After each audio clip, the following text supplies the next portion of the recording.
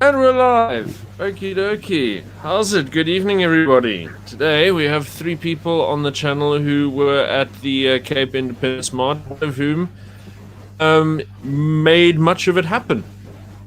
And that's Phil Craig. So, say hello, everybody. Yo. Hi, Rob. Hello. How's it? So, It's no, good, yeah. man. Lekker big energy vibes yesterday. It was good seeing everyone get out in the sunshine. I felt a massive FOMO. Because, I mean, look, the crowd wasn't big, but the energy was fucking massive. It was. By the It way, was. oh, by the yeah. Go ahead. What? But Rob, I think there's some kind of delayed sound that comes after, and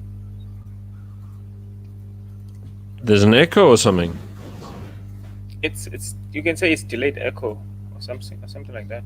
Oh, that's wild. Oh, I think it's open. Oh, let me tell you. Okay, I'm accusing you of wrongdoing. Is it you?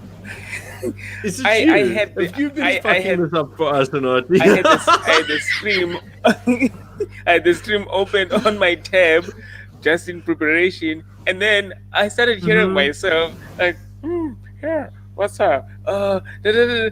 And then I'm like, what is going on? Sorry, it was me. Wow. Hi, by the way. Alrighty. He's still tired from yesterday Yeah, or not? man. It's fine. It is what it is. Yeah, we'd blame it on But sunset. yeah, Yeah. it was fun. Well, it was fun for me. I think it was fun for everyone else, especially Phil Yeah, it Craig. was. I think it was fun for I think it was fun for everyone. If we kind of go through our social media feeds, I think I just think it was one great party for the people marching, for the marshals, for the police, for the actually it's so funny how you kind of get this law of unintended consequences. We kind of were we want to kind of celebrate Cape culture and what's special about the Cape, and actually we kind of stumbled upon it almost by doing all the things around the Cape. Once we kind of got a Cape marching band and the Cape people came out and were themselves, and Artie taught us how to march and chant and do all of the things that you're supposed to do at marches, then all of the Cape cultures came together to turn out. I think I know you mentioned to Kerry, Rob, about doing the sort of the replacement carnival. Well, to a lesser extent, this was the carnival. I mean, that was the vibe, without question. I don't think anybody was there that didn't kind of get that Cape vibe. You couldn't stand there. Yeah, the police were wiggling and jiving, and people like me who've got absolutely no rhythm even kind of like to get a bit of a wiggle on. So yeah, it was good. It was beautiful. It was absolutely beautiful, and I cherish the video I took with Unanti, you and I in that shuttle. It was actually I think it was you that actually said we need to get a song, and we started just riffing some independent songs and stuff like that, and it was absolutely beautiful. And then it just set the tone for the rest of the march, which is pretty much what happened. I was glad that I participated. Yeah. Now there should be a Unati award for all that. I'm joking. Listen, there's an Anati award. In fact, we're just sort of toying around with the last version of the press conference and the press release for the CIAG, and trying to figure out to what do we attribute to Anati, because I mean you were actually central to the whole thing. So I saw you marching up to the town hall, and there you are with "What do we want?" And that part I saw with my own eyes. I hadn't quite worked out how all of these people had sort of broken out this spontaneous chanting about the Joel, which I didn't know anything about. Only when I saw the video afterwards did I see that was you too. What, V-Marky Joel for? Making the bust on the way to on the things that all of a sudden you kind of primed the front of the march too. So I think we could just. So Inart, you made a contribution. There's no doubt about that. Oh yeah. I'm happy I did something. I actually contributed. But also there was Papa Alpaca as well. I mean, he kind of also he kind of spearheaded some of the songs, and he was being featured by that old man in the taxi, and it was ecstatic, man. It was actually fun, especially inside that taxi. We had like our private moment, where it's like one of those things that is rare. Like, what are these people doing? And we were different, I there's just something beautiful about that moment in the taxi. There's Yeah. no, you don't think about anything else but the what the you only envision a brighter future that looks like this in the taxi. It was like that containment. We wish that it could spread throughout, man. That was really fun. I really enjoyed myself. Yeah. And do you know? Did you know how many white people went in a taxi I for was the first surprised time by the yesterday? positivity. Mhm. What? They haven't used a taxi before. No, Yeah, a lot of man. people haven't used a taxi Must- before. Yeah, the other day, but actually, I think it was just part of that kind of bringing together, that great leveler. If you look at that crowd, there were kids that were 4 and 5, there were pensioners that were 70 or 80. There was there was different races, there was different social classes. You had some quite learned people in the audience. In the crowd, you had some really people who had nothing, and for me it was that great. And actually, what we had together was that sort of Cape vibe and the desire to have to be better. I guess that's the thing. Of course, it's Cape Independence. We made it, but actually, you get behind the sort of under the core thinking behind independence, and it's about people wanting a better life. That's what it all boils down to, isn't it? How do we make this thing better? And that's what really brought people together yesterday. A belief that actually, for a day, you could suspend all the nonsense and the crap that we have to deal with, and actually suddenly you've got power to do something, and people just felt it. It was cool. I loved it. I must agree. No, I was quite impressed by some of the speeches as well, because Joe, you caught a couple of the speeches on camera. I think you actually Phil's speech and then Jack's speech, which is his sort of intellectual approach to things, and then I don't know any of you speak Afrikaans, but Peter Marais' speech was actually really something. It was really electric. I found Pete. He basically outlined. Yeah.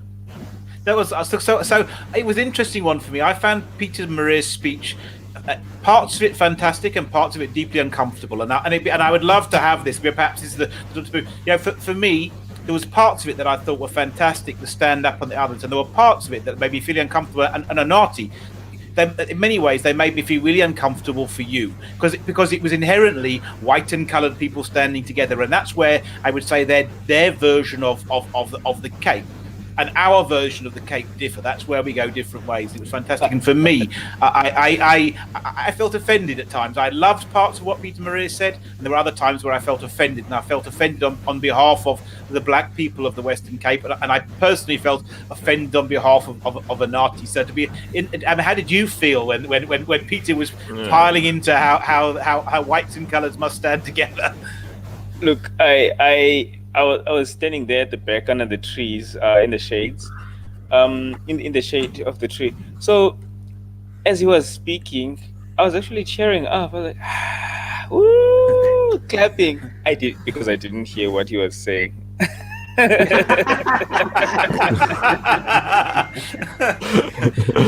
Well, but look, I always think that there's a way around this.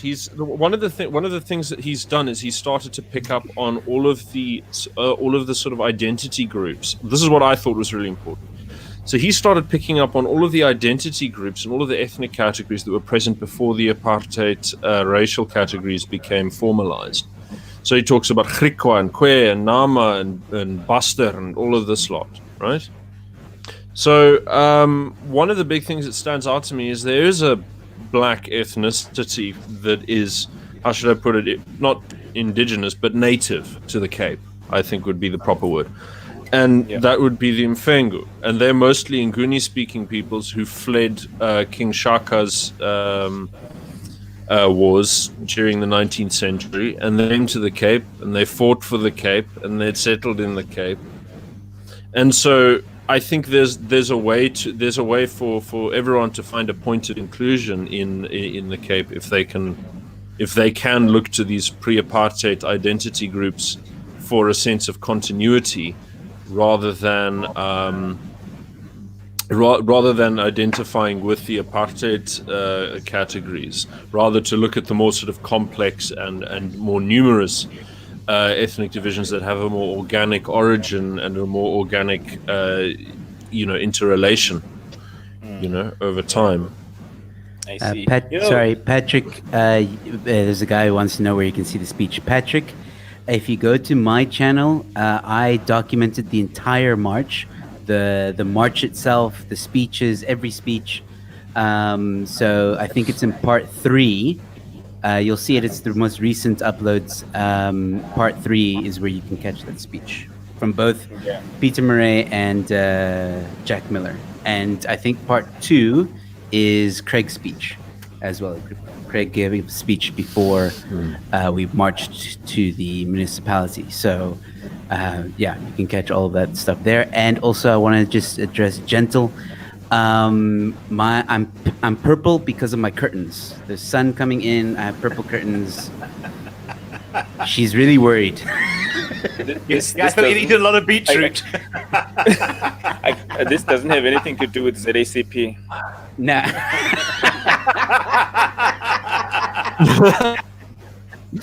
Oh, shame those poor guys. Hey, I was part of those poor guys. Yeah, man. I was in there. Well, But anyway, anyway, I like the crowd, but it's sort of like it's it's sad to see a genuine stab at changing the world go down in flames. Wow. Oh, fun fact, by the way. Speaking of the Mfengus, my mother is Mfengu, and my father is a Bomvane. No way. And I'm a hybrid. Then I think this is one of those things. So wait, hang on. The Bomvana, that was the tribe that said Non Kawuse must go away. Yeah, They're the ones that. who sent her away. We are So going to keep you're our from cows. the 2 most sensible tribes of the Eastern Bruh. Cape. Beautiful. Yeah, so I'm thinking. Okay, so speaking of the Bomvani who fled the tyranny of Shaka and then left and came to the Western Cape and defended the Cape. So my mother comes from that tribe. I guess I qualify by default. I'm joking. I mean, in fact, I think this is one of the questions that is being asked. This question is being asked on Twitter as well. Like, who qualifies to be in the Western Cape? Yeah. Are the people who are born here? Are the people who grew up here? So there's so many people are confused, and then they make that they use that angle to say, look, the Cape Independence Group is basically going to chase us all the blacks away. Which is, of course, anybody that lives in the Western no, Cape that when it can't be done. secedes will be part of it. It's as simple as that, right? Yeah, and I think, and I think that's the key thing, and that's the point. Look, so obviously we're building this broad movement, and nobody has any right to dictate to anybody else. So there are going to be points of departure. Yeah, for us, we are absolutely in for a broad movement, so long as, but there is a line, and the line is, and there are groups that have crossed that line. Yeah, we want no part in any kind of racial agenda that comes in here. So, and I think for me the difference is, it's interesting, and I think the history is great. But one of me the biggest, So no racial domination and no communists. Yeah, well, look. You have to allow communists to express their view, but it's not the dominant. No, you don't. Ideology. No, you thankfully. don't. But I think the key thing to understand is, and I think where my big point of departure is, and it's the same with South Africa. None of us, for me, that's the big lie that isn't in the Constitution. Where in the Constitution does it say, listen, people in South Africa will be awarded their rights dependent upon when their ancestor first arrived? It's the notion that, but actually we carry on as if that's significant. Where the Constitution says, South Africa belongs to all who live there now, us here. And I think it's exactly the same in the Western Cape. I think the history is fantastic, but I don't really care what happened 4 or 5 generations ago. Actually, Anati is my brother, Joe's my brother, Rob. We're here. We all belong. The Western Cape belongs to us. And I don't want any part. I've got a more complex. Look, I've got a more complex picture. I do think these things matter, and you cannot escape them, and therefore you have to address them. However, I think this is the sort of point of departure for me, is that the one thing that makes the Mfengu like part of the natural fabric of the Cape is that they fought for it. Okay, and those of us sitting here, and two of us over here, are immigrants to the Cape, as opposed to people who grew up in it, and so, but by virtue of the fact that you're fighting for it, it makes you part of it. Now, if you're talking about the practical matters of like, where do you draw like a line in the sand to say who's out? That's a different question. I think sort of part of it, you're never going to get away from questions of who belongs and who's just a visitor. That happens everywhere in the world.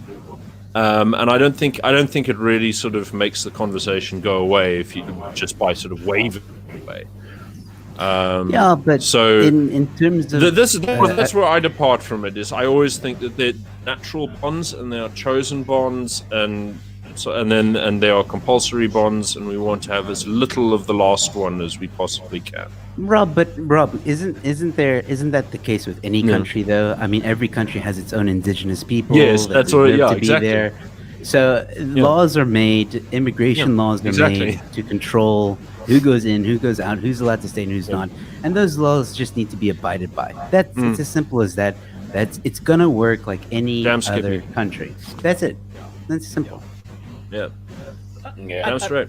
Yeah, and look, there's no getting away from. So almost irrelevant. I tell you, for me, why actually it becomes a moot point, and why history becomes a moot point. Independence is based around the democratic will of the Western Cape people, and the Western Cape people is defined by anybody who's on the electoral roll. And that's it. Whether we think that's how it should be or it shouldn't be, that's how these things are decided. So the bottom line is, independence is absolutely contingent upon 50+1% of the registered voters of the Western Cape giving their consent. And it is no more complicated than that. And actually, that's Western Cape voters who live here at the time that we call for a referendum. And there's no escaping that. And I'm glad for one. I'm glad there's no escaping that. I want to see a back of it. Look, of course we're going to have our history. And then of course, you grew up in the Cape. I grew up in the UK. Of course we've got our differences, but it doesn't matter. We're all citizens of the Cape, and for me that's the critical part. But 50% plus one is the absolute decider here, and that's of Joe all Emilio's got something to say here. I see. Yeah, on that note of what Phil's talking about, perhaps I'm an idiot and I missed it somewhere. When do we get to? I know we vote when the referendum comes out, when the referendum's done, but you keep on saying registered to vote. So when do we register to vote? Well, you're already registered to vote. So I guess so. Before any election, there's a registration process, but there's already an electoral roll. The IEC maintains an electoral roll for the people of the Western Cape. It's there. You can go onto their website, and I think it's twice a year they update the registration process. I could be wrong on that, but if you go onto their website now, you'll see exactly how many registered voters there are in the Western Cape. And I can register at any time if I just go on that website. Yeah. And let me give you just an interesting aside here that'll help put this into context. In the Scottish independence referendum, Scottish people living in England didn't get to vote in the Scottish independence referendum, but English people living in Scotland did. In other words, if you lived in Scotland and you were a registered voter in Scotland, you got to vote. It didn't whether you were English or Scottish was of no consequence. Okay. All right, so I just to register. Interesting stuff. I mean, look, ideal world. I mean, look, those divisions obviously exist because they're huge practical barriers to trying to collect all of the people that by any other metric would vote. I think I think it's rather unfortunate that we don't have a magic wand to wave for these things, but such is the such is the state of things. Because one of the things that I worry about a lot, because it's kind of part of the ANC's strategy. They bus people in, and they do land invasions to set up people who are loyal to them and exist under ANC-run protection rackets and so on. And so there's a lot of that sort of bribery, corruption, and violence that goes with sort of the ANC's electoral policies. And there will be a fair amount of that disruption, I suspect, before any referendum gets going. Oh yeah. Oh yeah. I'm sure. Let me just add a little bit of aside. People in the in the comment section, they say I'm smiling too much. What? There's nothing wrong with smiling too much. Yeah. No. Back You to the got to be topic. like a Russian. You got to have a Russian countenance. I don't like doing this. I prefer to smile rather than it makes people, it keeps the people going back to the question or the topic. No, dude, put on like a gangster face, where you just got like that sort of inscrutable like thing going on. You just got Well, you just got to. can I give us all something to smile about? I hope I don't mind if I can share my man. screen. We went for some beers after the march with Phil Craig and some other guys, and Unati captured this amazing photo, which I think. Yeah. I mean, I you know what? I'm gonna let the picture speak for itself. I think that's the best way to do this. Yeah, do it. So there you go. I think you need to just allow it on your side. Some Oh yeah, prayers. there we go. Yeah. I love this picture. I love this picture. It's there's, Oh no, there's dude. There are a lot of like quite cute little look, kids this enjoying it as well, which is quite nice. actually this is not really about the joy, like necessarily about the joy. It's it's basically the purity of the idea. Not necessarily not purity as in pure. It's very not that it's wholesome. novel, right? There's just something pure about the boy seeking independence. You know, most in families, right? A child, let's say a boy, let's say this particular boy, when he grows up, he will eventually have to consult his parents. I actually want to be independent. I want to be my own person, and I basically want to say in myself. But if he is denied that very independence, what will become of him? He will be dependent on his parent. However, if he is granted that independence, he will actually be a rebellious child who just flees. So this kind of parallels with with the Western Cape. Western Cape has been this young boy, saying, "Well, we want independence, right?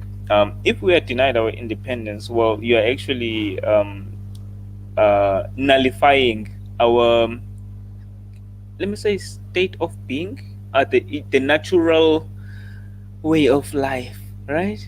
I think. Ed, guys, please help me. Yeah. I am out Canceling of the words. future. Hashtag Well, out of words. yeah. I think. Can you see for the me- picture that I'm trying to paint? Even though I Yeah. painted it badly. No. No, you didn't. Look, I think there are pictures in history that speak 1,000 words, and I think this is one of those pictures. Now, unfortunately, there hasn't been a lot of coverage about what happened yesterday in the mainstream media. I just looked at ENCA on their YouTube channel, nothing. But you know, it's pictures like this that the mainstream media, could have gotten a hold of, and it would have encapsulated everything about this movement. As Unati just said, the innocence, the dream, the right, all our rights, what we're fighting for. You know, you often hear of a lot of politicians say we're fighting for the future African child. Well, here's one of them, and this African child is for independence. And maybe they don't completely understand that right now, but Oh, at the end they of the do. day, I don't know. But whether or not they do, the point is, this is an African child that was part of this march, had a great time, and like you said, Onati, it represents that kind of purity. That this isn't some, like everyone's trying to say, racist, white supremacist movement that everyone's trying to paint it out to be, or a white movement. It's far from that, and anyone who was at the march would have experienced that. Oh, and another thing, there was actually someone who commented on Twitter saying, "Oh well, look at these guys; they're using children for their own benefits." I was like, "Well, this child was under the supervision of his parents, so Well, that's a bit rich. I don't know what you're on about." So, and he was actually enjoying himself. But that's a bit rich. Everyone brings their kids to these protests, and some of them even to really, really hideously nasty political movements like the EFF. And we look at that and go, "Oh well, very good for them. They're conscientizing the next generation." And bloody makes my stomach flips. Yeah. Actually, the great thing with that picture was just how wholesome it was, just how unplanned and unstructured it was. It was a little youngster that's come on and got caught up in the vibe of the moment and is dancing and having fun and is completely carefree. It's the complete wholesomeness of the photo that actually makes it so magic. And Onati, because I wanted the little video that goes with it, because there's just something special about it. And actually, it's the exact opposite of using that child. It was the spontaneity of it happening that you've captured in that picture, and in you got a little 5-second video that's on Twitter if you want to see it, which is just amazing. It's one of my favourite moments of the whole march. Agreed. Yeah, that's when I saw him dance. I was like, this is actually nice. I basically loved the way he danced in front of the banner, of the big banner, danced to the music. Like that's like dancing to your future, right? That's how I saw it. I was like, I gotta capture this. It's too nice. How do we share a picture now? Because I want to show you one of my favourite picture, which is one we're going to send to the media. Ooh.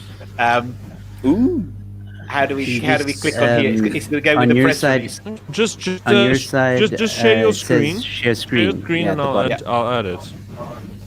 Okay, so I need to share screen. Okay, share screen. Okay, yeah, let's just share screen. Okay, hang on a second. It's giving me some options here. Sharing works best on a good computer. Blah, blah. Okay, trying to give me tips on sharing a screen. Yeah, John Smith, exactly. It was a raw moment. Right. There should be a little button down there, and then it'll. Have you got it come up now? Not yet. It is. Quite a bit. We click and like yes, and then share that screen, and so on and so forth. It should say, "Do you want to share your screen? Do you want to share a window?" Something like that. Okay, I see. Okay. And then you. Entire screen application. So, which a Chrome? Let's have a look. An application window, I guess. There we go. Got him. Thank you. I'm learning. Good. Please talk amongst yourselves. Dogbraker is saying, "Why is Phil the only one with the Cape Red Bull flag?"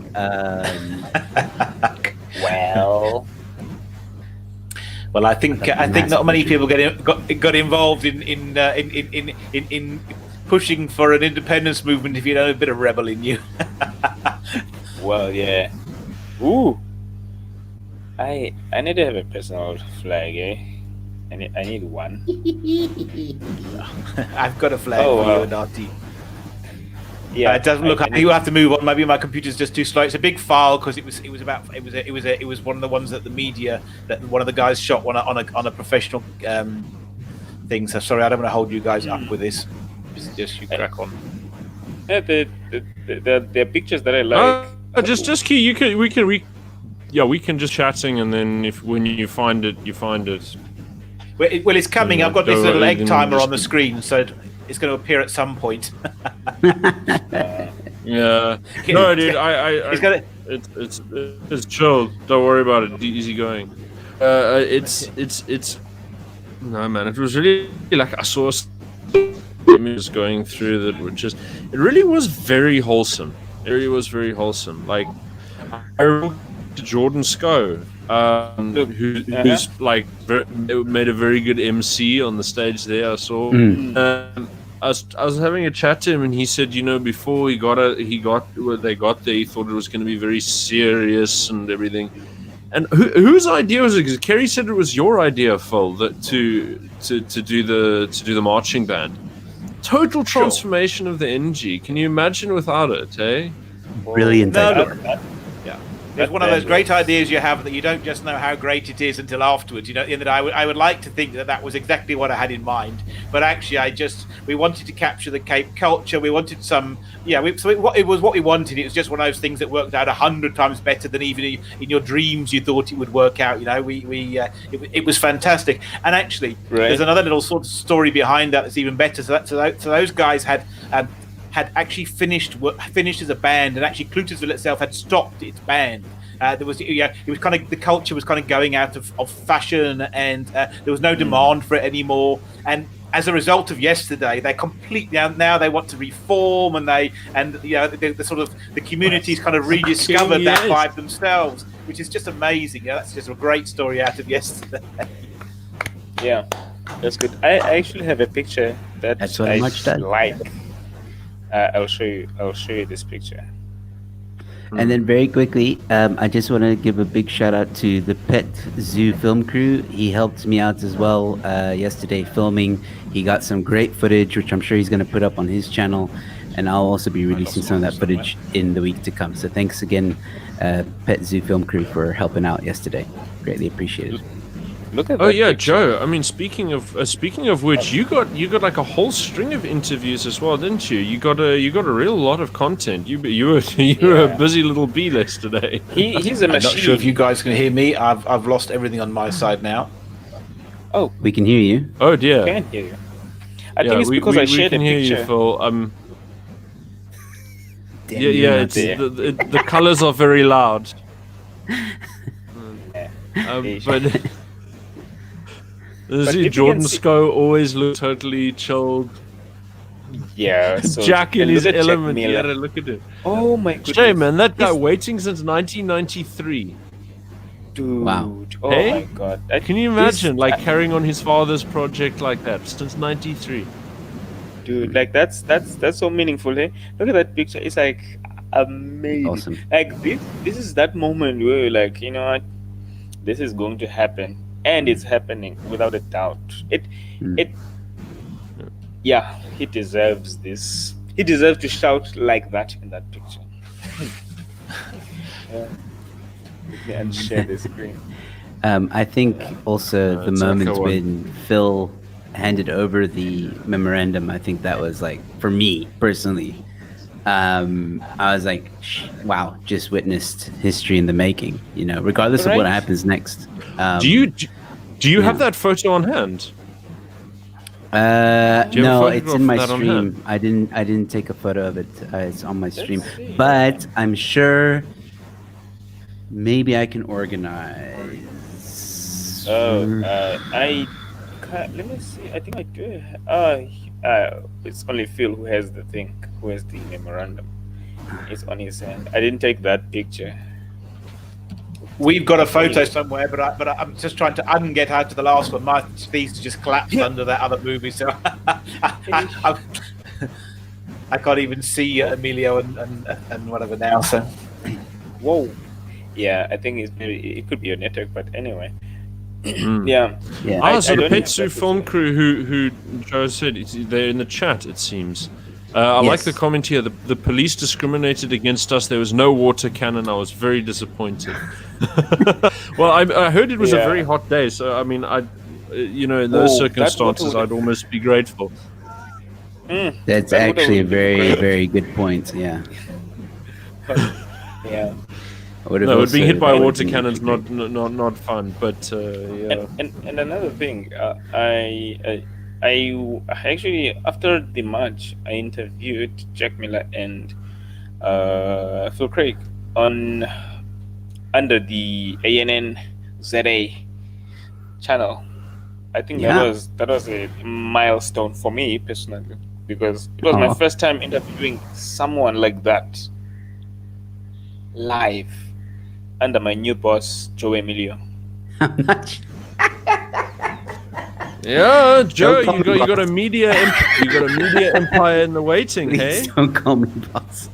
It makes me feel very uncomfortable. No. Okay. No, Alternative we call you Sahib. Alternative News Network, I think, has evolved. It was supposed to be. We lost Phil. Ooh. Oh, if we lost Phil. Maybe we should WhatsApp. No, well, he said he could only stay for half an hour, so maybe he got called This is away it. by urgent business.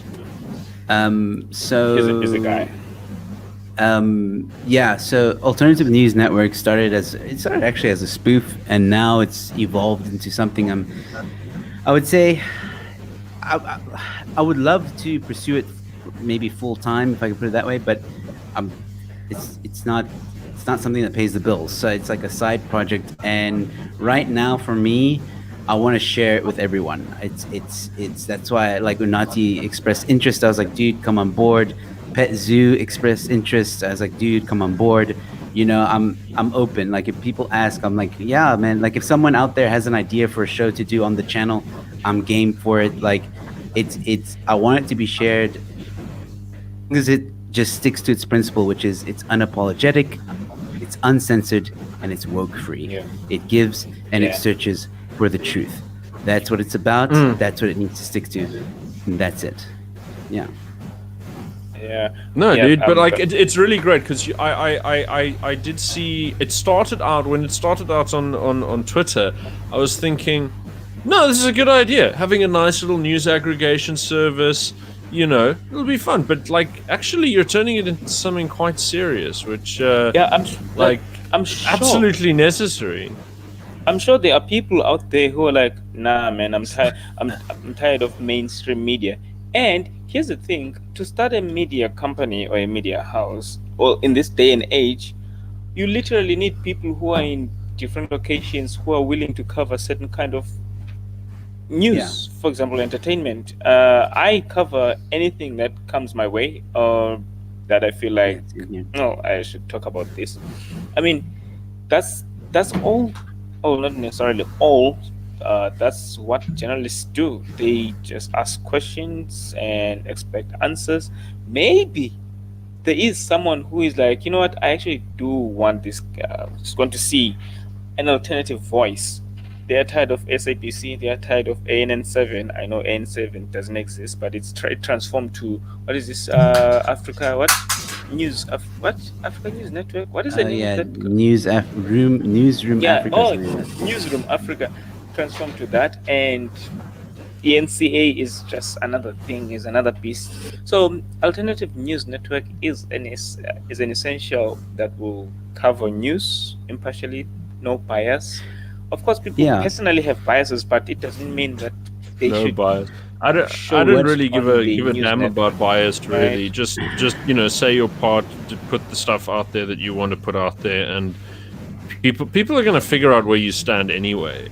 I think you know, in general, the pretense to neutrality is it's a fugazi. I think, like, what I wanted to do was share, like, I still need to add it to the Alternative News Network, is I want to share everybody else's channel. So, like, Omar Bani, Pet Zoo, Nati, Ramon, Ronaldo. You know, at the bottom you can put, like, featured channels and stuff like that. Maybe with everyone's permission, I'll say, like, can I maybe include this one episode on Alt News Network, or a playlist, so that because they're to me, Ramon, you, the guy sitting here, basically, Nati, Rob, me, we're all alternative news. We're all part of that umbrella, because anything that is not mainstream, that reports on things or does news analysis or political analysis, we're the alternative. So that's how I kind of think of it. I'll give you a copy of this thingy, and you can stick it on your channel if you want. This chat. Yeah. And another thing, something that I think is important is the number of people who attended the march, because you know what media does, or people who think that there's like 10 people in them who are vouching for. Oh, look at that! There you go, the historic moment. Yeah. So It's almost we had like this in that shot, Phil conversation Craig's when almost we were like speaking saying, with, Phil. "Try it. It's very nice." You know, like a piece of. I have to tell you, and I'm I'm not sure gonna you'll say- like it if you just have a bite. Rob. One of the most amazing things about yesterday is the number of people who weren't involved to the march who came up and said, yeah, we're talking about, well, let's not name them, but I mean, we're not talking about one or two. We are talking about scores of people who were professionally involved at the march through their job, who privately then said, you know what? This is fantastic. This is fantastic. We didn't know about it. We didn't, that was almost everybody we met from people from the media, from people from the police, from people were just coming up to us and saying, look, you know what, this is just fantastic. And that was almost as exciting as anything. That once the people kind of like, but I just didn't know about it. And I think that's the big, that's the next big thing. Is what's the next big thing? Is somehow we just got to get people to know about this thing. But I mean, this was a good moment, and this guy Wayne Smith, was there on behalf of the mayor who couldn't be there. She said she has comorbidities, but he was just a great egg, and just it was in the perfect spirit. And he posed for photos. And there's actually this is kind of the more formal one. There's a photo where actually.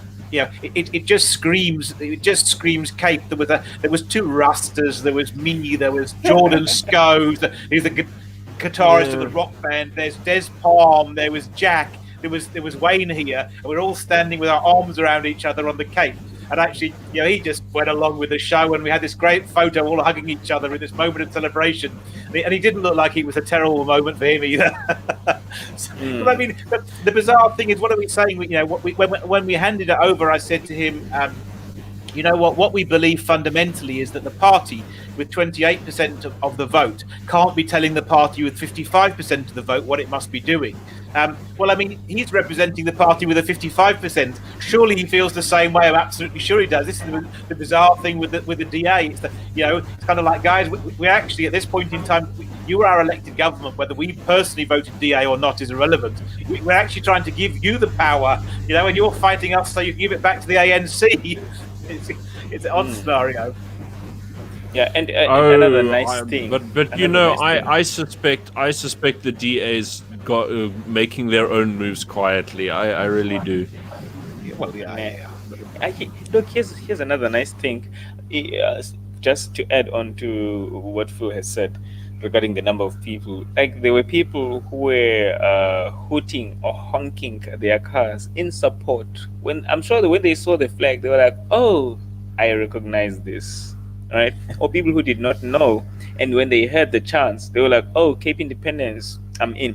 I mean, those are the silent majority. Just because only 5 people attended a march, for example, it does not mean that it's only 5 people who believe or who really want Cape Independence. So that the media will then just choose the people who attend the march. Say, oh, well, there's like 400 people out of 60 million people. Like, that's another mistake they make. They think everyone is involved.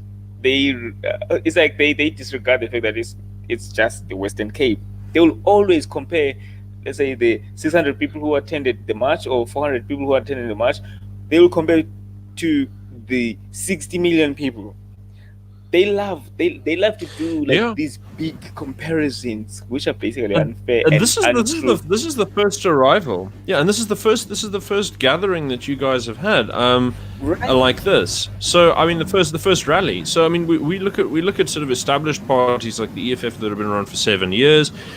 Foreign nationals pour billions of rands into their coffers for them to get on with their sort of property value destructive shenanigans. And there isn't the same sort of funding base for the CIAG or any of the allied movements here. This is very much sort of grassroots people pulling a movement together by their bootstraps. Yep. And so the capacity to mobilize people just like that, with these big buses pulling people in from afar, that's just not there, No, look, Yeah. for sure. Outside of the Freedom Front, who obviously are a parliamentary party and will receive something from the fiscus, there wouldn't have been a single person there yesterday who received 1 cent. That was remarkable. If you look at a CIAG, I can speak for the CIAG. We all have full-time jobs. There's not one person employed full-time by the CIAG or funded by the CIAG. We do get funders to help, so when we provide water and we provide food and we hide the taxis and we paid for those things, but we paid for those with donations that we received 100 Rand and 500 Rand and in a really generous donation 1,000 Rand at a time, that was really a broad roots coalition of people that was grafted the hard way. At the end of the day, we went into those communities and we walked around and we had a meeting of we met groups of farm workers and people didn't just turn up. You have to work and spread that message. A lot of work went into making that march look like it just happened, at the end of the day, and it's exactly the case. And for all those organisations, at the end of the day, it's a challenge. And if we were funded, of course, we could do an awful lot more. And it's a testament to just how powerful the message is that with absolutely nothing. The stage was my old scaffolding lying around the back of the house that we literally painted ourselves the week before, and loaded it on the back of one of my friends brought along his truck from work, and we loaded the scaffolding on, and we got the generator that used for load shedding, which ran the PA system for the stage, and that's the story. So the whole thing is about what people can do, what ground roots people can do, and it kind of looks like it all happens, and it's this great big show, and fair play to a lot of people who just gave everything to make that happen.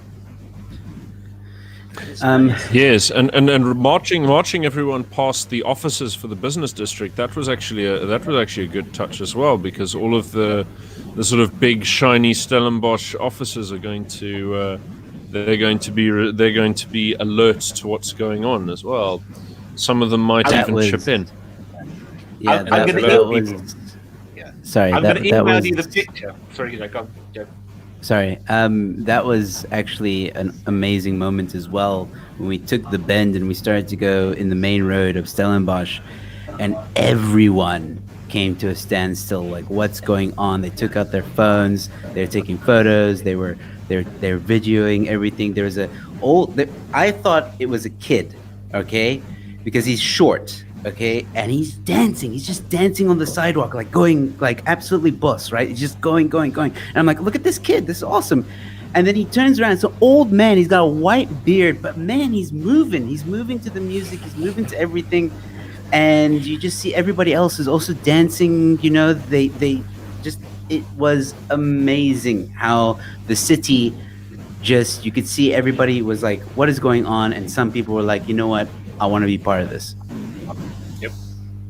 No, it was a massive vibe. Do you know what you should do? You should do this again when the universities open. Oh.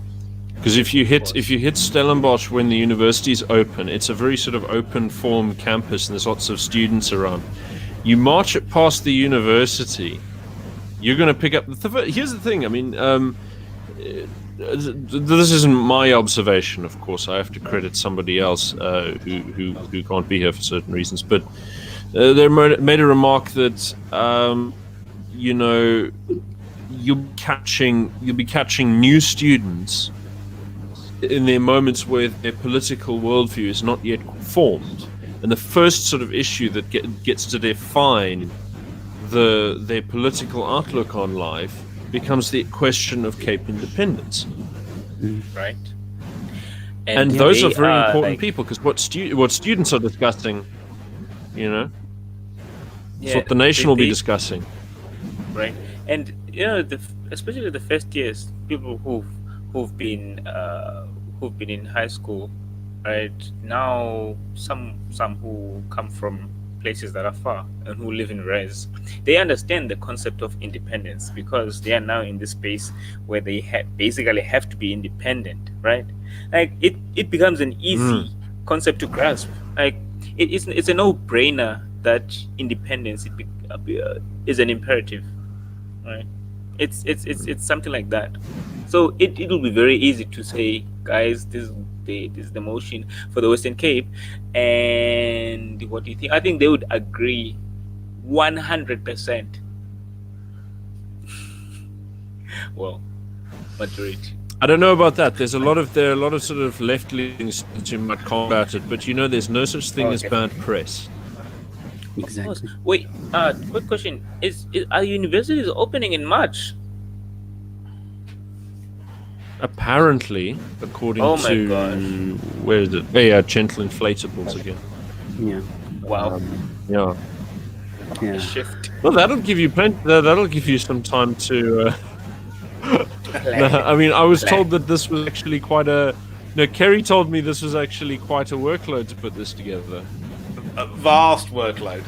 So look, I think the second one will be marginally easier in that there are a lot of things we don't have to do the first time round.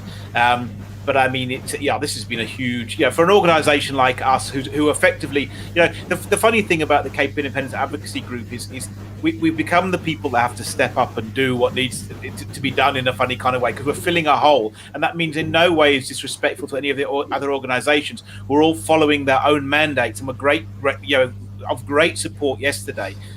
But there are things that just have to be done, and so for us, this just had to happen, and I think also. So it was a graft. It was a graft, as you say, and we'll have to look at it. And I think probably the next one has always been. This was always a warmer up for Cape Town. That's where it actually comes. We know we got to go to Parliament, but we just needed to go through the motions and just make sure everything worked out properly, and we could get people to the streets, and we could and we did that. And I think inevitably Cape Town will be the next one. And I think hopefully we can build on what what happened here. Although Cape Town will have its own challenges of that, I'm absolutely sure. But I think it's going to. But actually, there's a really good route you could take if you decide to do Cape Town. You can go past UWC, because then you can go through UWC through past the train station up Adderley into the Parliament. So it's really good. You kill two birds with one stone. I say three actually, because the train station's really massive. Sorry? Wait, UWC or UCT? What? No, UWC. The campus is most there. In Belleville. No, you're thinking of CPUT. Wait, In Belleville. UWC is in Belleville. UWC is in Belleville, and it's opposite CPUT. No, what? So then, what campus of theirs is sitting there by the middle of Cape Town? No, we don't have a campus there. I mean, I'm a UWC student. Are you sure? Is ek bedonderd? Am I bedonderd? What the hell? What the hell was I going to? What are you talking about? I think you're talking about CPUT, my man. Did I just totally imagine this? Yo, it's a good thing that I'm here. No, it's nonsense.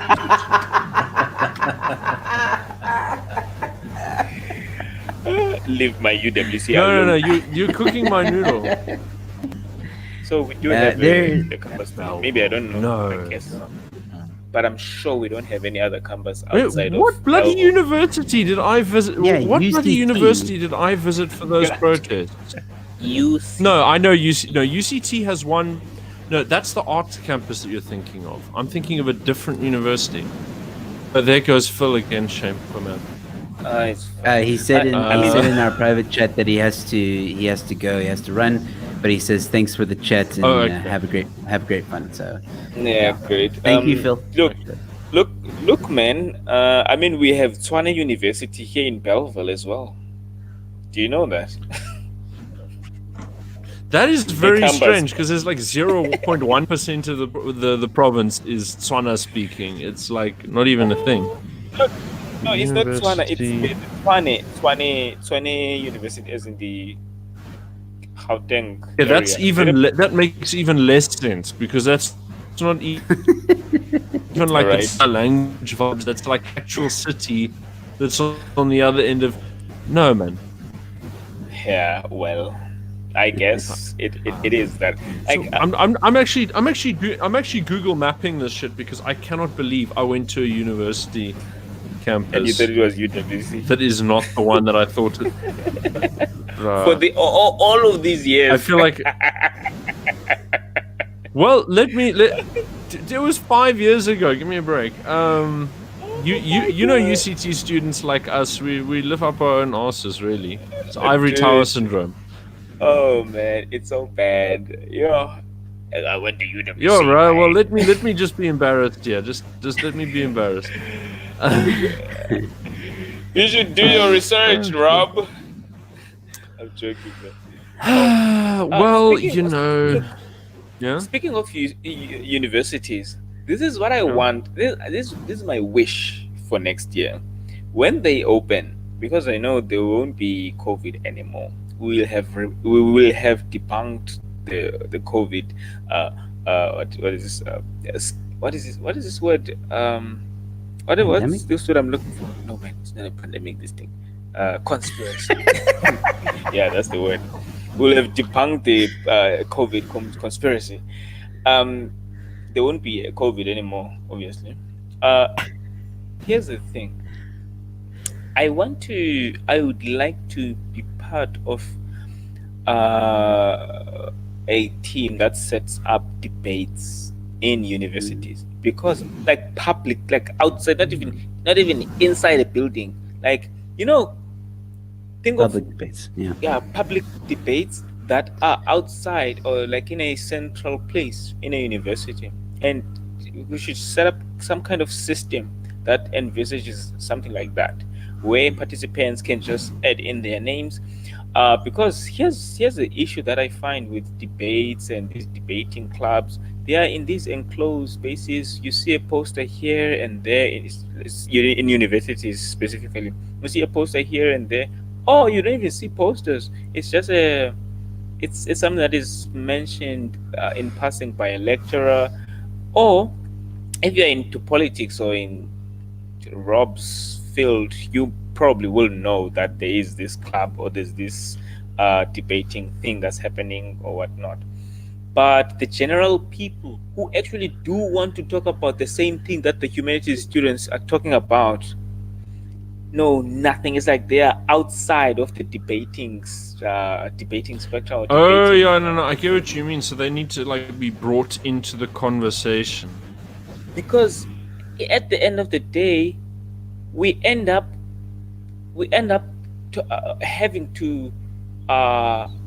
being accused of things that we, right, like engineers will be accused of sexism, or engineers or will be accused of being hurtful, and we'll be like, but that's the fact, and it will seem like intolerant.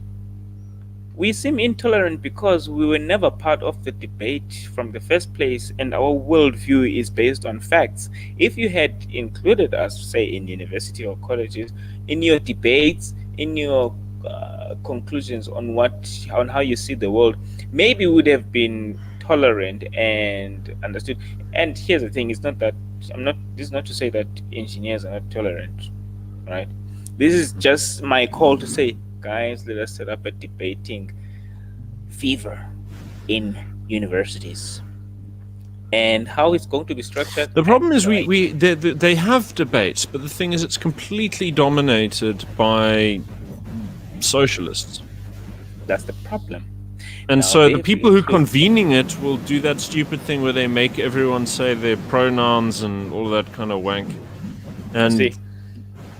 like they immediately impose like you have to kowtow to the Eye of Sauron before we begin this debate. Yeah, And you see. I don't want any part of that shit. And like if I go to No. speak at a university, I'll if probably leave in a stretcher. if we can, if we are capable of creating alternative media, alternative news network, we are capable of creating an Alternative real-life forum? debating. Right? I was going to say debating. What thing? Mm. All We right. just gotta do it. And- We just gotta do it. That's the thing. Like how you start. Yeah. You just did the ANN. I just did Yeah. it. Yeah. I didn't ask Yeah, for you permission. deployed, and it was You just did it. live all of a sudden. Yeah. And it was Yeah. there. Now we just have to follow the news. That's all. That's literally all. Yeah. that's all that needs to be done. It just everything sits with just starting. The That's only issue one I challenge. foresee is if you just like if you were to like open up like a debate thing, right? Is what The these raters? lefties, what these is if it's not someone that they think is credible, if it's not someone that they think is respectable in whatever industry, they won't debate. And even if they do find someone who is reputable or whatever, then they say things like, "Oh, I don't want to give you the airtime," or "I don't want, like it's a waste of time. Why should I? You're just gonna like you just want to go after my followers." There's always an excuse when it comes to a real debate, when there's an actual intellectual debate, philosophically or ideological or whatever. They are too chicken shit scared to get into Yeah. a real debate. And I think. No, the thing is, it's worse than that. They don't think that you're worth debating because they don't consider you to actually be. It's almost like they don't think that you're fully human. So you have to be squashed, yeah. There you go. See, And so, I mean, look, I can't, I understand how they feel because the feeling is almost mutual, but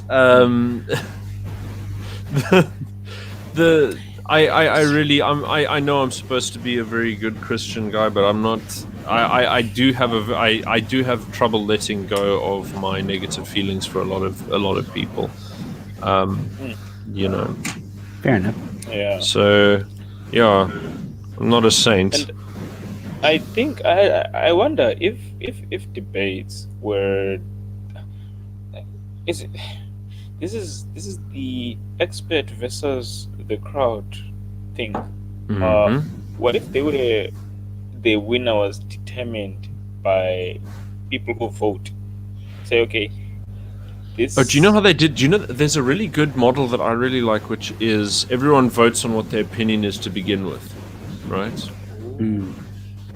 And So then we can weigh. then you vote on the end, and you see how many people have been moved. That's a good Wow. one. Because that's the thing as well. Like a lot of people, I think people actually don't understand the art of debate. If I was to debate Rob now or Nanti, for example, it's not Oh, they really know about that. winning. It's not about winning. It's about winning over, if there is a form of winning, it's about winning over the masses, the people. I know in a debate, if I'm going to debate someone about Christianity, for example, he has his beliefs in Christianity. I have my beliefs or opinions or whatever you want to call it, right? And the whole point of a debate is that he puts his version out, I put my version out, and the people then kind of go, well, I'm more with Joe, I'm more with Rob. Yes, there's an art to debate that makes one sound maybe a little bit more knowledgeable about it, or a little bit more convincing, or a little bit more, like people are like, well, Rob kind of said it this way, and I don't know, Rob just seems level-headed. Rob just had a very, and then we also not banter, but I'll have a counter argument to something. Maybe Rob says, Jesus didn't die in 3 days. Jesus didn't arise in 3 days. He rose in 4 days. And then I have a counter argument to that. Well, we have right? And then people can decide for themselves. And people, I think nowadays, think that when you debate someone, it's supposed to be an argument that one person is supposed to win. It's actually not. It's supposed to be a discussion, or a debate that people decide for themselves. Yeah. What is right, what is sorry, wrong. just for the sake, have you ever seen there's this really, really dumb film called Detention? I think so, yeah. Oh man, ages ago. No, like it's like a sci-fi, ridiculous, weird high school type thing. Yeah, okay, so you know what it is, Joe. There's a scene where there's a mechanic who's in it, and he plays this Canadian exchange student, and they do this debate which is just about the most ridiculous thing I've ever seen in my life, where he makes the world's dumbest arguments, but I don't know, but I'd actually have to share it with you to understand. But hold on, let me see. It's really stupid. And it's got nothing to do with Cape Independence. But it's my channel. I'll do what I like. Yeah, you do. It's your show, buddy. Okay, and You talk that. let's see if you got it. If you got this, Is Be there careful. You might. hopefully it works. You might get like a copyright strike. Just saying, or something.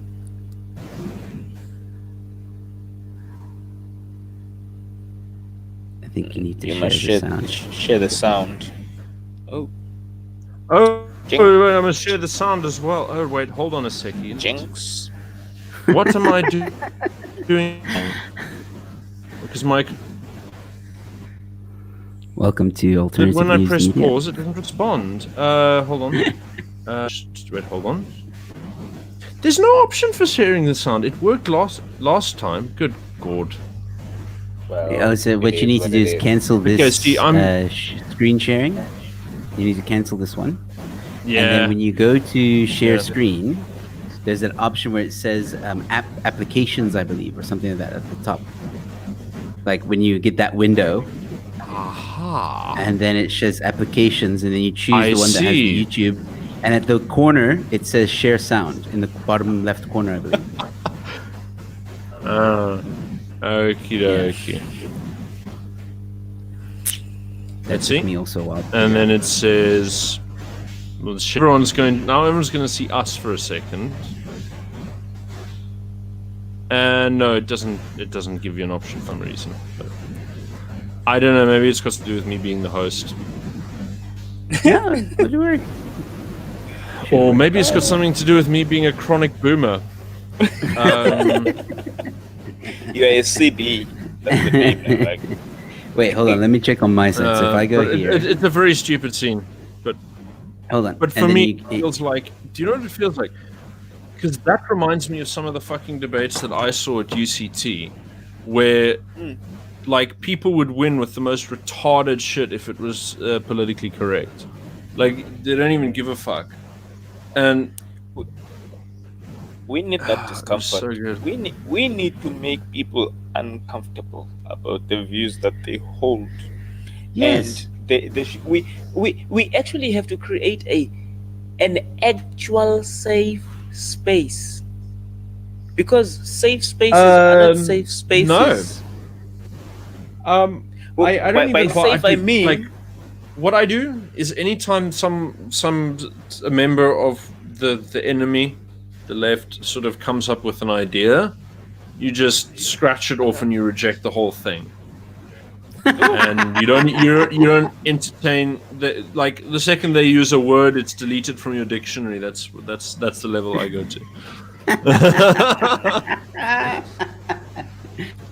And then For me to argue you with that just- one, Rob. because then what they're doing by introducing all these ideas is they're defining the frame of the debate for you.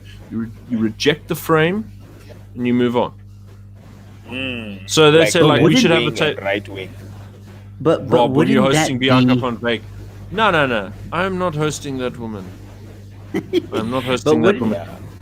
just that idea alone. So your take on the whole when lefties come up with ideas, right? Wouldn't it be great? I would love to see Rob debating a lefty and saying like, no, your ideologies are stupid. I'm going to scratch them and move on with my life. And that lefty trying to say, but Rob, you need to be open-minded and think about these things. No, I mean, I it's don't know why like I'm they doing say that accent. like they say equality. Well, what do we should make people equal? I say no, and then they say, well, we should have democracy, and I say, and it's like it doesn't matter which foundation they reach for. I just go like, I don't care. Some things are wrong, some things are right, some things get you there, and some things don't. And I'm gonna go there and so. That's the thing, my man. Look, I know you are not a Robin Watertree is playing some edgy games in the comments there. Man. Look, it's the same thing with the fact that people that put so much hope on the Constitution. I mean, I tweeted something saying that there are natural freedoms, right? Like it's a freedom. You can do whatever you want. It's just that those freedoms are regulated by the constitution.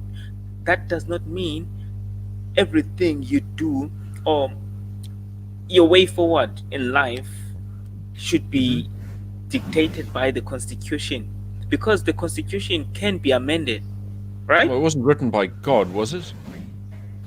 Exactly. So, There's the besides, natural freedom, does anything? and there's the Does it freedom actually? that are afforded by constitution. What is it? A constitution? Right. A constitution, right? Like, here's the thing. What we actually have is a grondwet.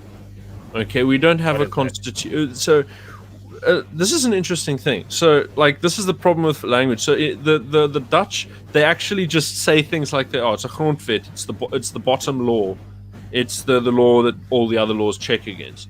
But a constitution says, well, what's the shape of the society? What's the shape of the government? And the thing is that the shape of the government doesn't conform to the constitution in South Africa at all. The reality of the government is this nasty network of corrupt and informal relationships that are structured through the dominant party. And the government itself is sort of like an irritation that they deal with sometimes. It's a bunch of like old institutions. Like, have you ever seen... Do you know what a strangler fig is? No. No, it's like those trees that you get where they're like, you'll see them fucking everywhere in South Africa. They look like they're melting. You know, those really big things. Yeah. You know? So what happens with those is they actually like little seeds, and birds will eat them and drop them all over the place, and they actually come from South America, right? So what they do is those trees actually want to land in other trees. So they land on the other tree and they send down roots. And then the root goes all the way down the trunk into the ground. And then it drinks up all of the fluid and swells out and covers and smothers the tree that it's growing from until there's nothing left of it. Like in UCT. Like those plants in UCT, no? Do you mean Yeah, the ones on yeah. you mean on hidden campus? The one that grow on buildings. Oh no, that's a vine. That's just decoration. Oh my god. No, strangler figs are huge things, and they destroy anything they grow on. And so the ANC has been like suffocating what's left of the constitution, and there's very little of it left. I mean, you look at how captured the courts are, and how captured SAPS is, and how captured all of these institutions are. We don't really. The constitution is a fiction that is brought out only when the opposition has enough clout to get these things done. Yeah. So it's Also, I've had this discussion before on other channels. This idea of freedom doesn't exist. I mean, and I mean that in the sense of freedom. What you just defined as freedom isn't freedom. True freedom is the ability to do whatever you want, regardless of consequences, right? But that never existed, and that never will exist because we have laws. Laws prevent actual freedom. Yes, we're free to move around. We're free to eat what we want. We're free to purchase what we want. But I can't kill Rob if I decide, like, oh, I wanna. No, you totally kill can. Rob. There's just going to be consequences. Yeah, for it. but that's Now, the thing. There's going to be the way that I see consequences it, for it. That's not freedom. I'm much more radical than this. I don't think that. Like, I mean, this is the thing. There's Not that I want to to kill Rob. Can I just put that out there quickly before you go on? I don't want to kill you. I'm just saying, making a point. So there's this anarchist philosopher called wanna Max kill you. Stirner. There's this anarchist philosopher called Max Stirner, and he basically says all of this shit like, nations and states and all these things are kind of spooks and so on. And I go with him a little way, but they have some reality to them that he sort of exaggerates. The point is, he was talking about freedom of speech, right? And he was talking about freedom of the press, and all of the people around him, like Karl Marx and fucking Mill, and all of these people are having these big fancy debates. There must be freedom of the press. He says, no, fuck that. Look, if you want to say something, say something. If you want freedom of the press, what you're doing is you're waiting on the permission of the state to speak. And what are you doing? Like, you either say what you say or you don't. You either tolerate the consequences or you don't. And exerting power in society is a complex thing. You can look at any of the European countries and point out how law-abiding and how, rule of law, really shiny, nice rule of law. And then who gets to design their policies for them? Foreign oligarchs. So, I mean, it's like, what, like, oh, we're a democracy. Sure. What does that mean? Most of the stuff that we talk about, we say, oh, there's a law against this, there's a law against that. Yeah, but people get away with breaking the law all the time. And look, I'm all for enforcement of law against certain things in a strict fashion. But at the end of the day, everything comes down to, what do you think is wrong? What do you think is right? What do you think is true? What do you think is false? And who do you think ought to decide and who should obey? And that's the entire substance of society, and everything else is simply shelling points and pragmatic middle grounds. Yes, I agree with that. But my statement comes from the idea that some people shout and advocate for like freedom. Oh, freedom of this, freedom of that. We don't have true freedom. We don't have true freedom. And it's like, okay, but what is true freedom? Because true freedom is the ability to do whatever the hell I want. And if I was to... The Aleister Crowley school of liberalism. Yeah, like obviously if I was to go out and let's say kill Rob, right? I might get consequences in the sense of his family might want to kill me, right? Let's pretend there's no law, right? I'm not going to go to jail. I'm not going to get arrested. If I want to kill Rob, I can go kill Rob. I might get someone that wants to kill me back, but I'll survive on my own. I'm free to do whatever the hell I want. It's anarchy. It's lawless. It's completely lawless. And humans, by nature and history alone proves this. We were designed to be ruled. Whether you want to admit that or not, and you want to be an anarchist and all that stuff, there needs to be some form of order. Oh no, I'm not an anarchist. I'm not an anarchist at all. I'm very authoritarian. I'm saying that some people that advocate for the whole, but I want true freedom, you know? I'm like, there's no such thing. Stop using that, because I think the word freedom has been misused. We have rights. Well, it's very slippery, yeah. We have rights. We have rights to do things. We have rights, but we have a little bit of freedom. A little bit, but it's controlled, or at least toned, or like you said earlier, like there's laws restricted by the law that we have, so that we don't end up killing anybody that we want to. So I mean, I always say this, like, okay, you want true freedom, what is that? And they're like, I want true freedom to, like, I don't know, no one ever says I want true freedom to kill someone, because that's just weird. That if you want that, there's something wrong with you, right? Instead of seeing society as like, instead of seeing the laws as being objective things that are done, etc., you've got to see them as policies of an organization. Yeah. So the state is an organization that is separate from you. It's separate from it's supposed to represent society, but it isn't society. It's a different thing. It's a separate organism.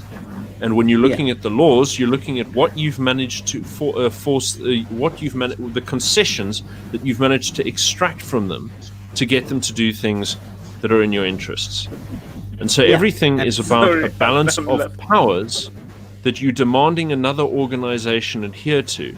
And in order to get them to stick to those, you constantly have to bargain and pressure and cajole and threaten and all of that. And it never ends. Sorry, guys. Sorry. I'm laughing at gentle inflatable. Look, you see, this concept of freedom, because it's abstract, I've always thought of justice as well as exactly the same thing. Like when a person says, I'm fighting for social justice, let's leave social alone. When they say I'm fighting for justice, to me, I've thought of it as something that justice does not exist. And this is something that I had a conversation with Herman. Is it Pretorius? Herman Pretorius. Like he explained, there's these three kinds of justices. I think 3 or 4: retributional and blah blah blah. And he listed them. I was like, but those things, that's not. No. That's justice in the sense of like a justice system. When you're talking about justice in the abstract, that's a really tricky thing. I mean, you've got to. It's really, I mean, look, if you ask someone like Hans Hermann Hoppe, you're going to get an answer like, justice is done when all the truth of the matter is revealed. So the justice is entirely a fact-finding mission, and then That- people's natural reaction will come out of the situation. Of course, the truth of the matter is that there's always a balance of forces.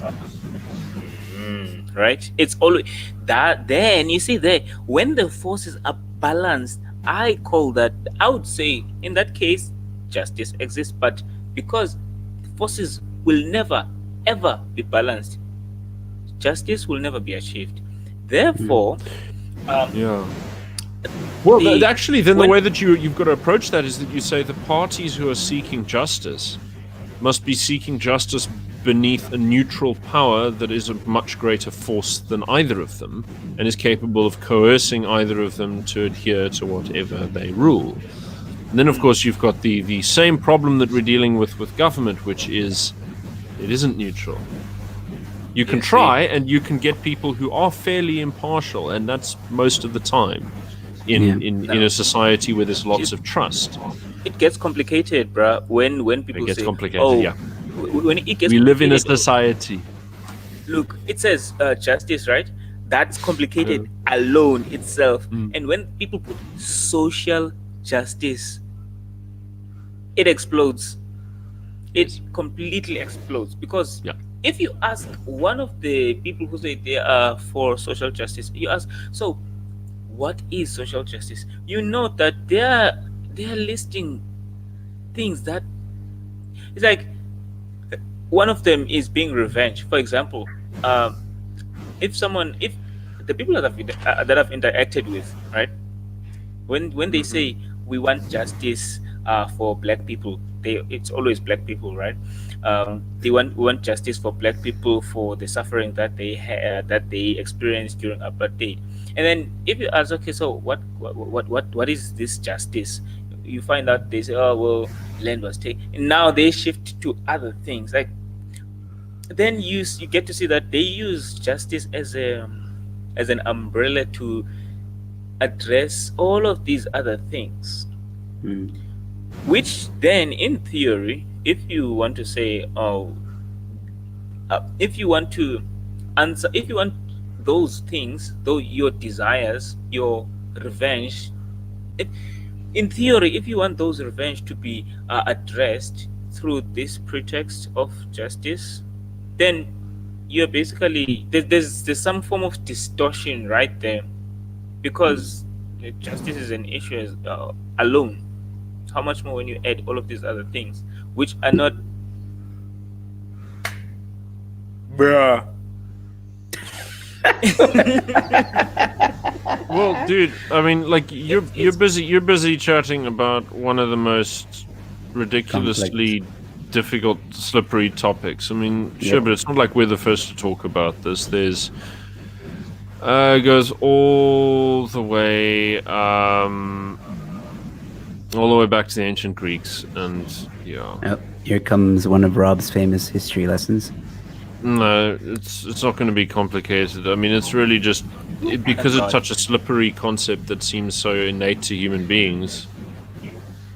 You know, you try and nail it down with rational language, you're gonna get everyone going, no, it's more like this, like it suits me like this. And, nah. I think social justice mentality is somewhat like a mob mentality. That's Oh no, exactly. the vibe I get. It's the deliberate institutionalization of mob justice. Yeah, Absolutely, and, without a doubt. and that is like not ancient, but that's like, I thought as a species we may have evolved past that. You know, that's the kind of stuff they did in the medieval times and like Stony and all that stuff. Because that's in a way Progress, bruh. social media has done that. No, dude, you know what it is we've all been told for a fair while since the Enlightenment came about that we're all progressing, we're becoming more enlightened.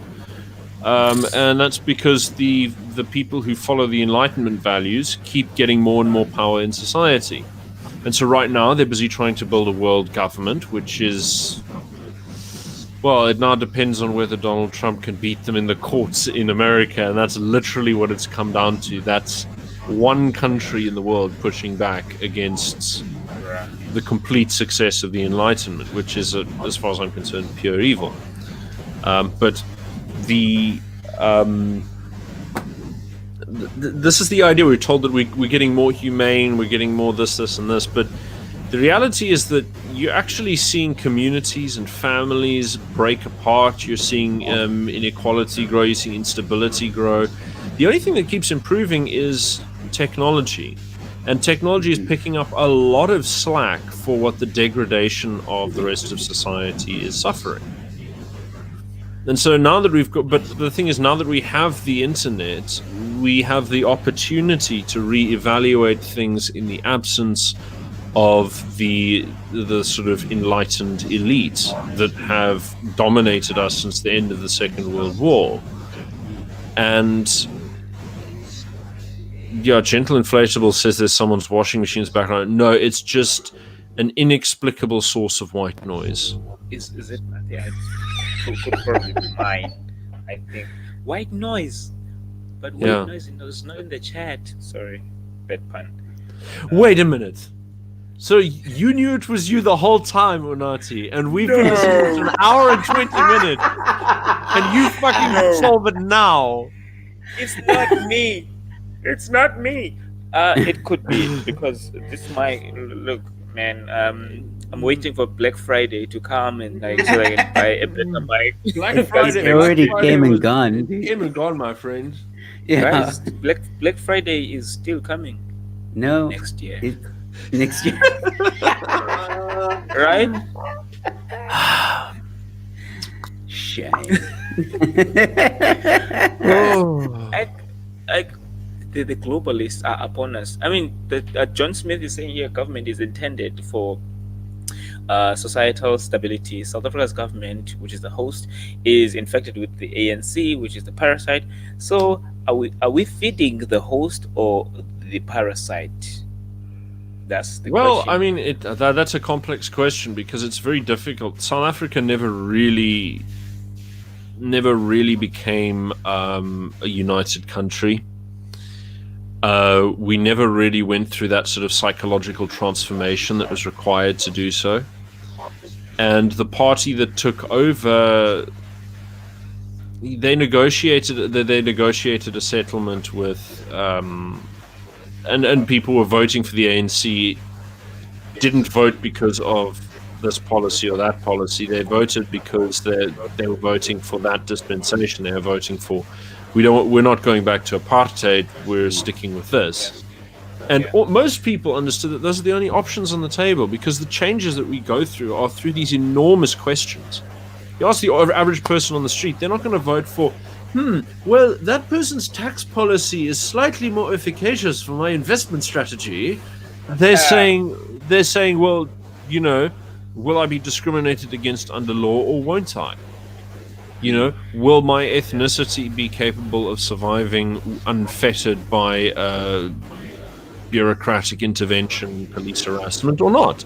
And that's literally the only question pretty much anyone in South Africa asks anymore, is to paraphrase to introduce the confused phrase once more, are we free?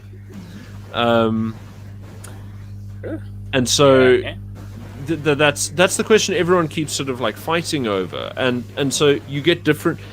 And so finally with the EFF, you're really getting people actually looking at finer questions of what freedom means. And so you're getting a separation between people who say freedom is equality under law and absence of harassment and property rights and things like that. And then you get another one that says freedom is being equally treated and not being arbitrarily harassed. And then you get a group who says no, freedom means having exclusive ethnic self-determination and economic equality, complete domination by the government, and a common consciousness to which everyone else ascribes or else gets ruthlessly excluded. And that last group is the EFF, and people understand it very well because everyone understands mob mentality. And the people in Orania, do they have freedom? Good question, Gentle Inflatables. The thing is that people don't feel unfree so long as what they wish to do is allowed and uninhibited. And while Joe, I think you were right in saying that it got something to do with doing what you want, but I think it's more specific. Everyone really understands for themselves that freedom is the freedom to do the right thing, and that they'll sort of say, okay, these things I consider to be the right thing, and I should be free to do them. These things are things that are morally indifferent, and I should be free to do them, and so on and so forth. And so it is someone's morality that decides for them what they actually think freedom is. And so the only question at the end of the day that is important here is not whether or not you're free, but what you think is right and wrong. Because at the end of the day, if you think something, you think freedom is. Whoa, this is yeah, very because the interesting. morality will define the freedom. Yeah. And so the freedom is Hey. just it, because it's so ambiguous. It mixes up the conversations. And Unati, you're letting that white noise back in. Really? Yeah, you must Rob, I agree with you you must 100%. be more discriminatory and keep the whites out of the channel. Hey, and now are they white? I I can feel Now my it's like soul at completely peace. gone. Wow. Okay. Good. It's like Yeah, pure perfect digital now. silence. Here's something interesting. Heinz is saying freedom in jail. Yeah, but if you want to live, if your demands and your desires are quite minimal, and you want to live in prison, and you commit a crime to enter prison, are you free or not? I'd say that person's free. They made a conscious decision. That's an entirely autonomous decision. They're not there because they're being prohibited from leaving. They're there basically- because they chose to enter. Is it correct then to say the anchor for freedom, whichever it is life, to be alive, to stay alive? I think that's the anchor for everything. Yeah, but that's I guess. it's the anchor for everything. So it's like it's slightly too big to make proper distinctions with. You know what I mean? So I want but the to morality survive, will I want define to the freedom. That's just at like a social level. When you're talking about an individual level, then things get funny, like the little prisoner thing that I described. But at a social level, it But really is also- morality. Also, I want to make something clear. Like I definitely believe that everybody should have the right to do what they want to do within the confines of the Constitution or the law. I just Well, what get, constitution are we having then, Joe? well, it depends on the country that you live in and the people that run your country, doesn't it? But what I will say Yeah. is this: I get worked up, and I think it's because of the dark web thing that I did. Because people were advocating for dark web, we should allow it. It's free market and all that stuff, and that's a place where you see what happens when there is no limit to your freedom, and it's quite a scary Actually- place. And that's why I'm like, Yeah. advocate for this freedom, right? That they want, like the pure in its purest definition, which is do whatever you want. But I firmly believe that we do need some amount of control as human beings, because if we didn't have that, yeah, I wouldn't want to live in this world. It would be a very scary. You see, Yeah, you see, with that, with regards to that, dark web, to people, it's freedom until their personal data is breached. They're like, Or their "Oh, child no, gets kidnapped this- and ends up in one of this- those horrible places. There should be regulations. There should be laws blocking this, and it makes me wonder. Yeah, I mean, look. I'm a big proponent of vice law. So no prostitution, no pornography, no drugs. Okay. Or like it's banned and viciously punished. Rob for president. Yes, I'm basically Oliver Cromwell here. Yeah. Yeah. Vice law. Yes, Yes, I can get that's behind what that. it's called. Those are vice laws. Yeah. So many people would be against you and say, but that's you're Oh restricting no, my but those are freedom. middle class liberal. Those are middle class liberal wankers. Who needs them? Yeah. You go into the poor communities. You go to yesterday feed and you tell those people, I'm going to ban drugs. There's going to be no more gangs. There's going to be restricted drinking hours. There's going to be no pornography. There's going to be no prostitution. There's going to be no child trafficking. There's going to be no all of that. Your people are going to your neighborhood's going to be spick and span. It's going to be nah, and then they're going to go, oh, yeah, I kind of like that. Yeah. But you gangsters tell aren't them, gonna like it. yeah, but you know why the gangsters survive? Because the ANC bloody supports them. Yeah. So The ANC Yeah, protects them. Get rid of the ANC, you can crush the gangs within 5 years. Nah. Yeah, you see the drug problem. It will need like a very detailed strategy because there will be players in in the policing of the drugs who actually are Mm-hmm. who were basically part of the swamp of the ANC. Yeah. Yeah, well, That's this is what I would do. Is I just go and find. I think that when you change, look, this is my personal thing. You give me if you gave me a political position, I'm flexible on the whole democracy thing. I personally believe that as long as there's certain things that you can't do within a liberal democracy. Okay. And one of them is getting rid of political subversives. So what you've had is for over time, since the ANC has been in power, is they've embedded all of these ideological nutcases and extremely corrupt and violent people into all of these different parts of society. And getting rid of them without just sort of doing a bit of intelligence gathering and then rounding them up and sending them into exile. If you don't do that, then it can take decades to get rid of them. You know? Yeah. It's like trying to get rid of cockroaches without spraying for them. Like you need to use fumigation at some point. And Or you have to burn the house. no, you don't want to do that. But my general point is a bit like extreme. Take, for example, take for example some of the drugs. Some of the judges Whoa. that have made Freudian sleep. Oh my gosh. Oh. Yeah.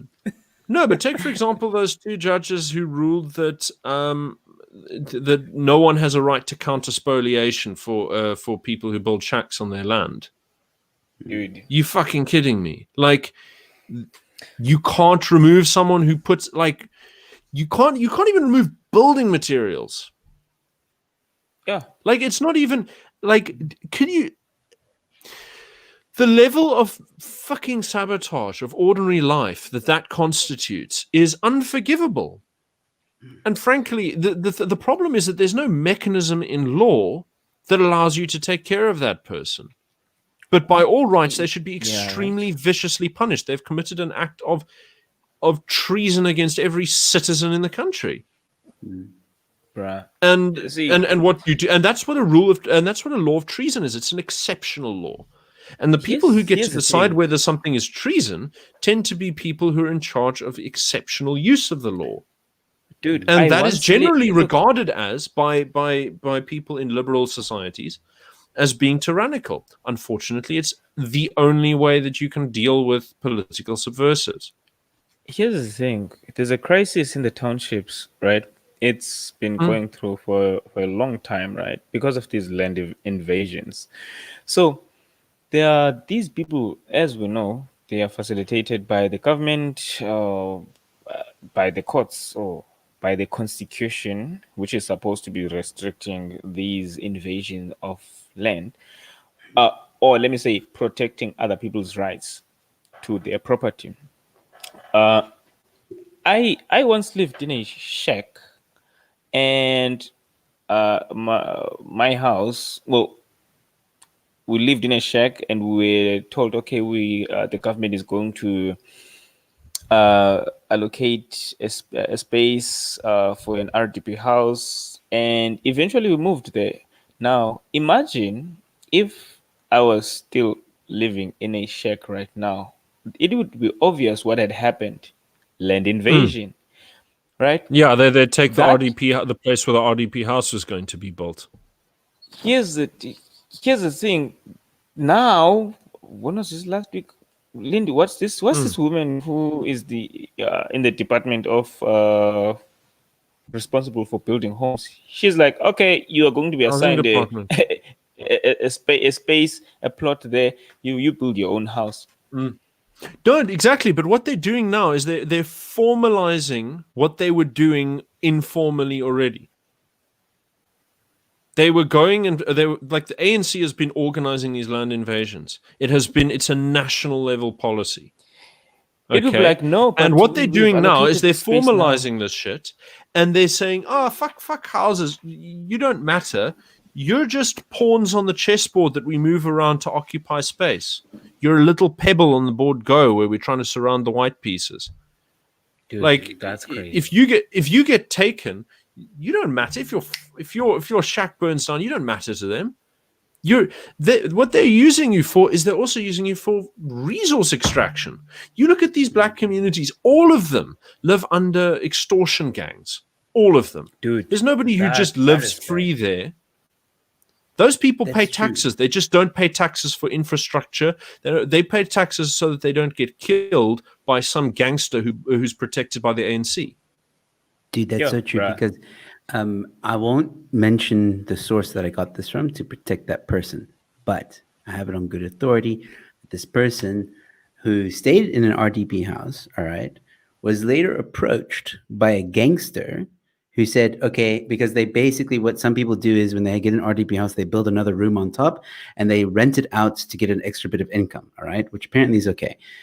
But what the gangsters do is they come in or they like arrive at your house and then they're like, cool, that room upstairs, it's ours now and you've got to pay us the rent money. And there's nothing you can do about it. Like, that's how crazy it is. Yeah. Damn it! Everything froze on my side. I didn't hear the whole story. But it's No, fine. he's saying, basically he's saying that the gangster's extracting value from your house because you build an extra room on it to gain rent, and Let then me they tell decide, you- no, you pay rent for it. They're Let gonna me tell collect you rent on where it. that.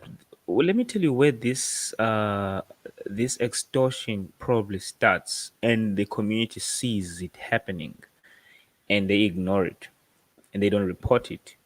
It first starts with the Somalis, well, here in Cape Town at least. It starts with the Somalis. The community will probably know that there's these gangs who are extorting money, and who require these Somalis to pay, and then the community ignores that and they don't report it. And then some people in the community who are part of the community who are South Africans, then when it happens to them, it becomes difficult to report it. And they suffer for not reporting it from the first place. But that's just my suspicion. But I think that's where, because it will be. So a you're bit saying the tricky immigrant, it starts in the immigrant communities and migrates? But So they are the there's another mechanism in which it establishes itself that's actually clearly documented. And what happens is that you have ANC ward councillors who go into an area, right? Because they have shadow ward councillors. They don't do this in their own areas because.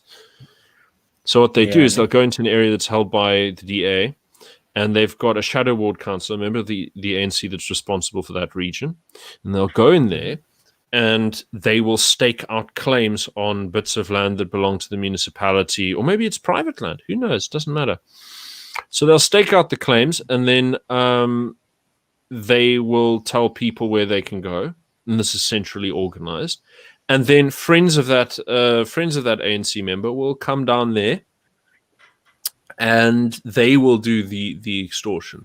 And everyone who's gotten a shack understands that they've committed a crime in getting one, and so they just have to pay the rent.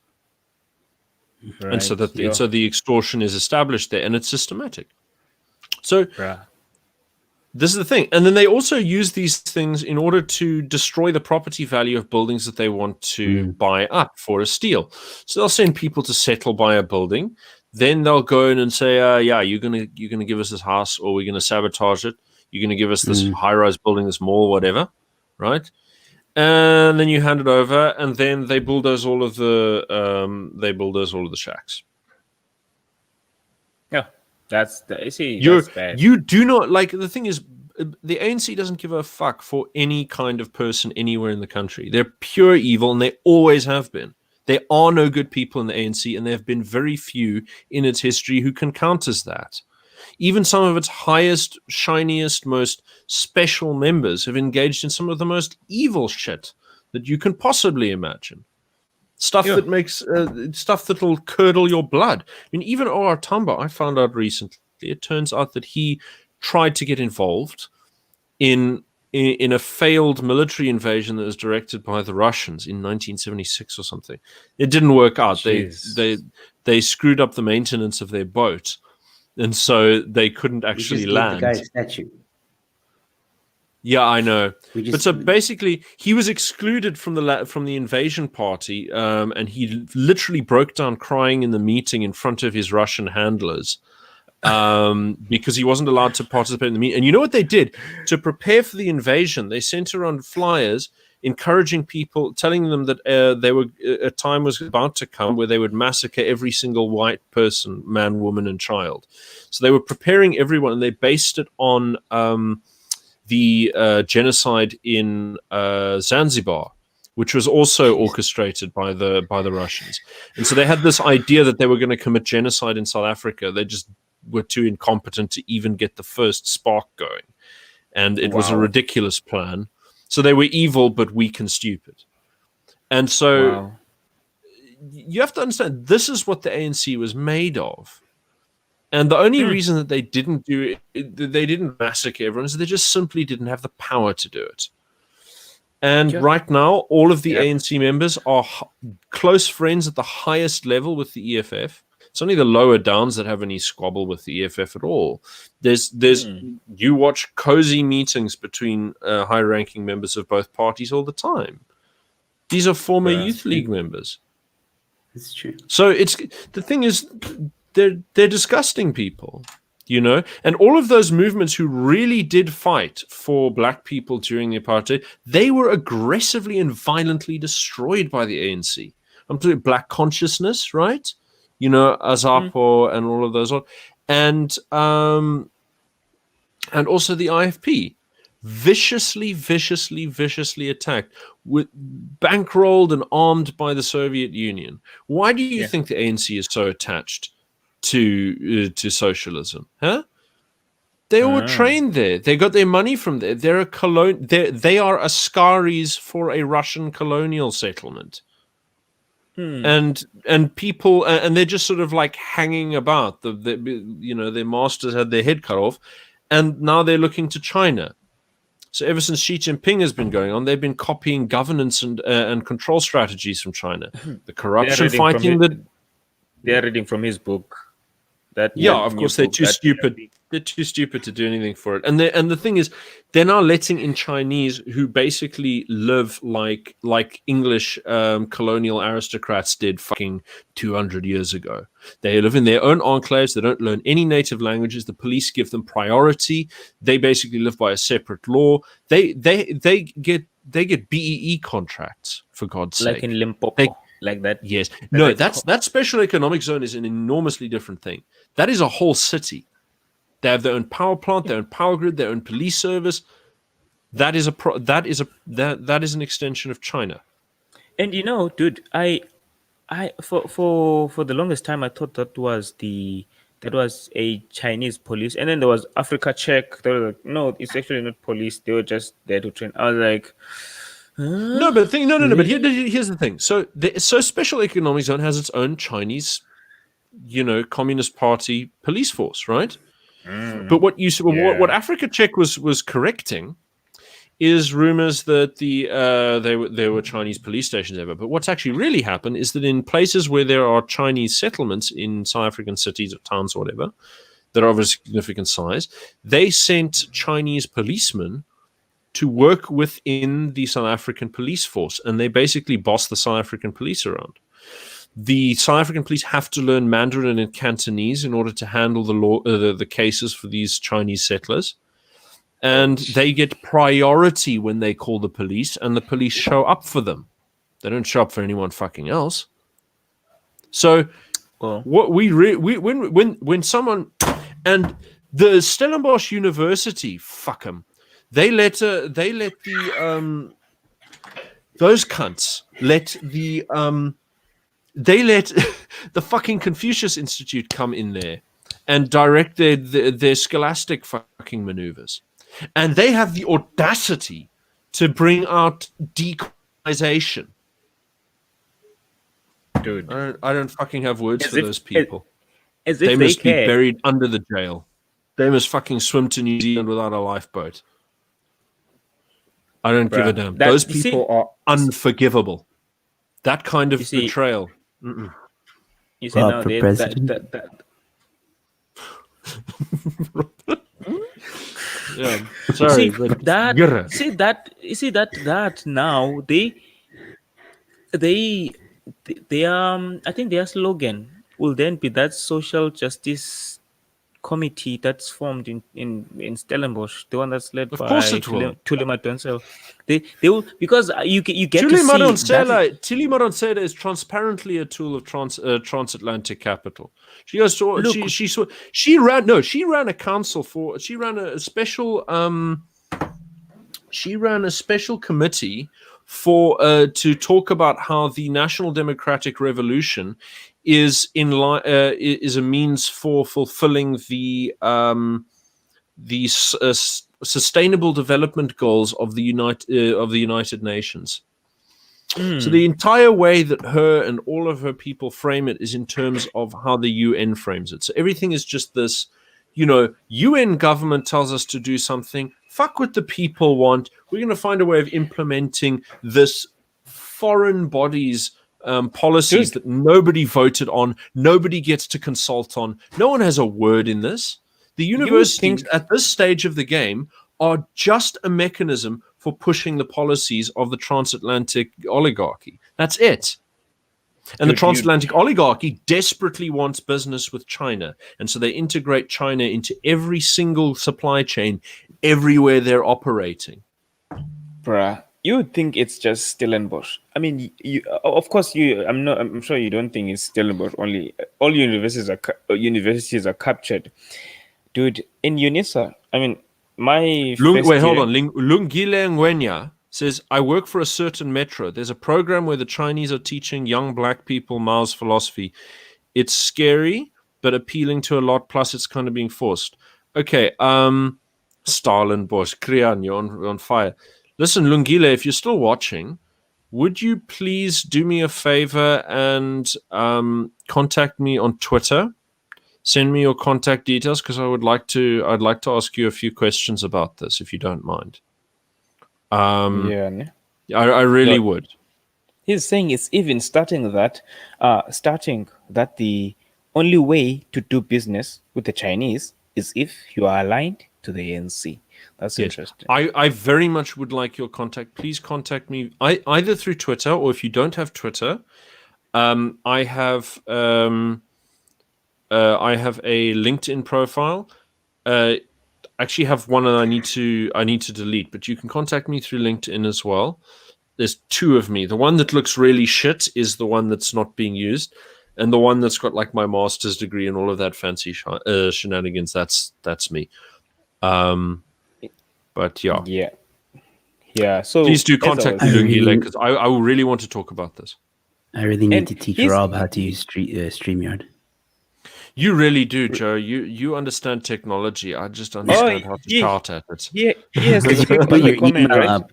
You can put your email up, and he can contact you. But I want to keep people out of my emails unless I give the email to them. You understand? Step off my lawn. Well, then you can put your handle for Twitter.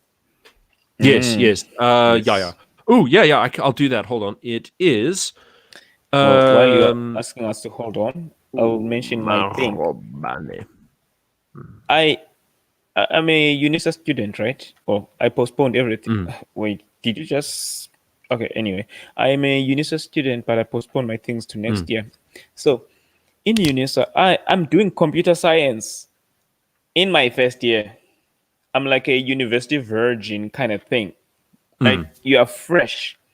And one of the tasks in computer science, in a computer science degree, we were asked to read the United Nations, what are these plans, the development plans and the goals, and write there were these essays that not essays, but like writes some stuff that is related to that with regards to the digital divide, the causes and effects, and all of that stuff. Yeah, all of it's framed You- according to their policies. You get to see that the universities are basically are chowing. They're brainwashing services for transatlantic capital. That's it. Dude. And I mean, dude, beyond that, and if here's you the thing: think- people go think ahead, that this is like communism. People think that this communism shit is like, look, of course, there's true believers. There's plenty of people who really believe in this kind of wank, or they'll call it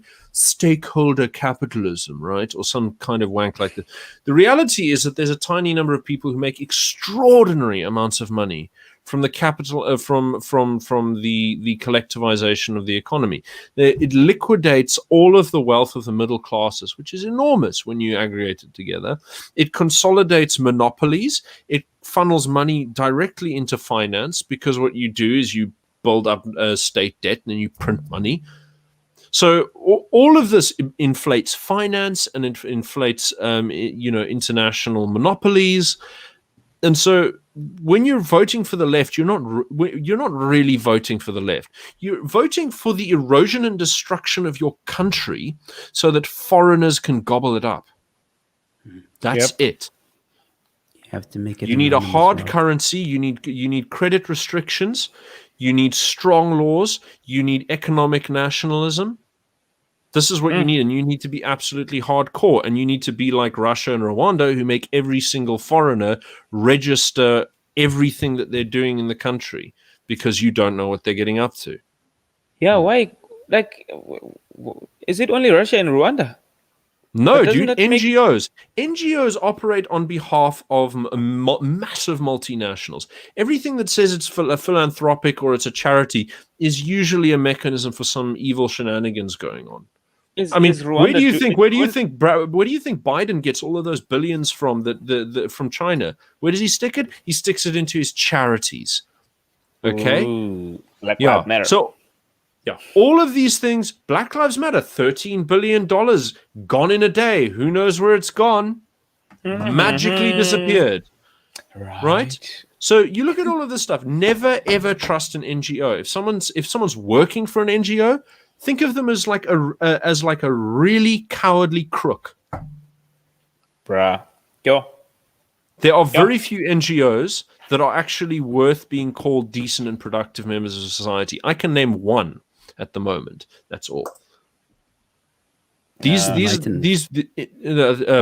They're an education group that runs. They did really good work in Bangladesh.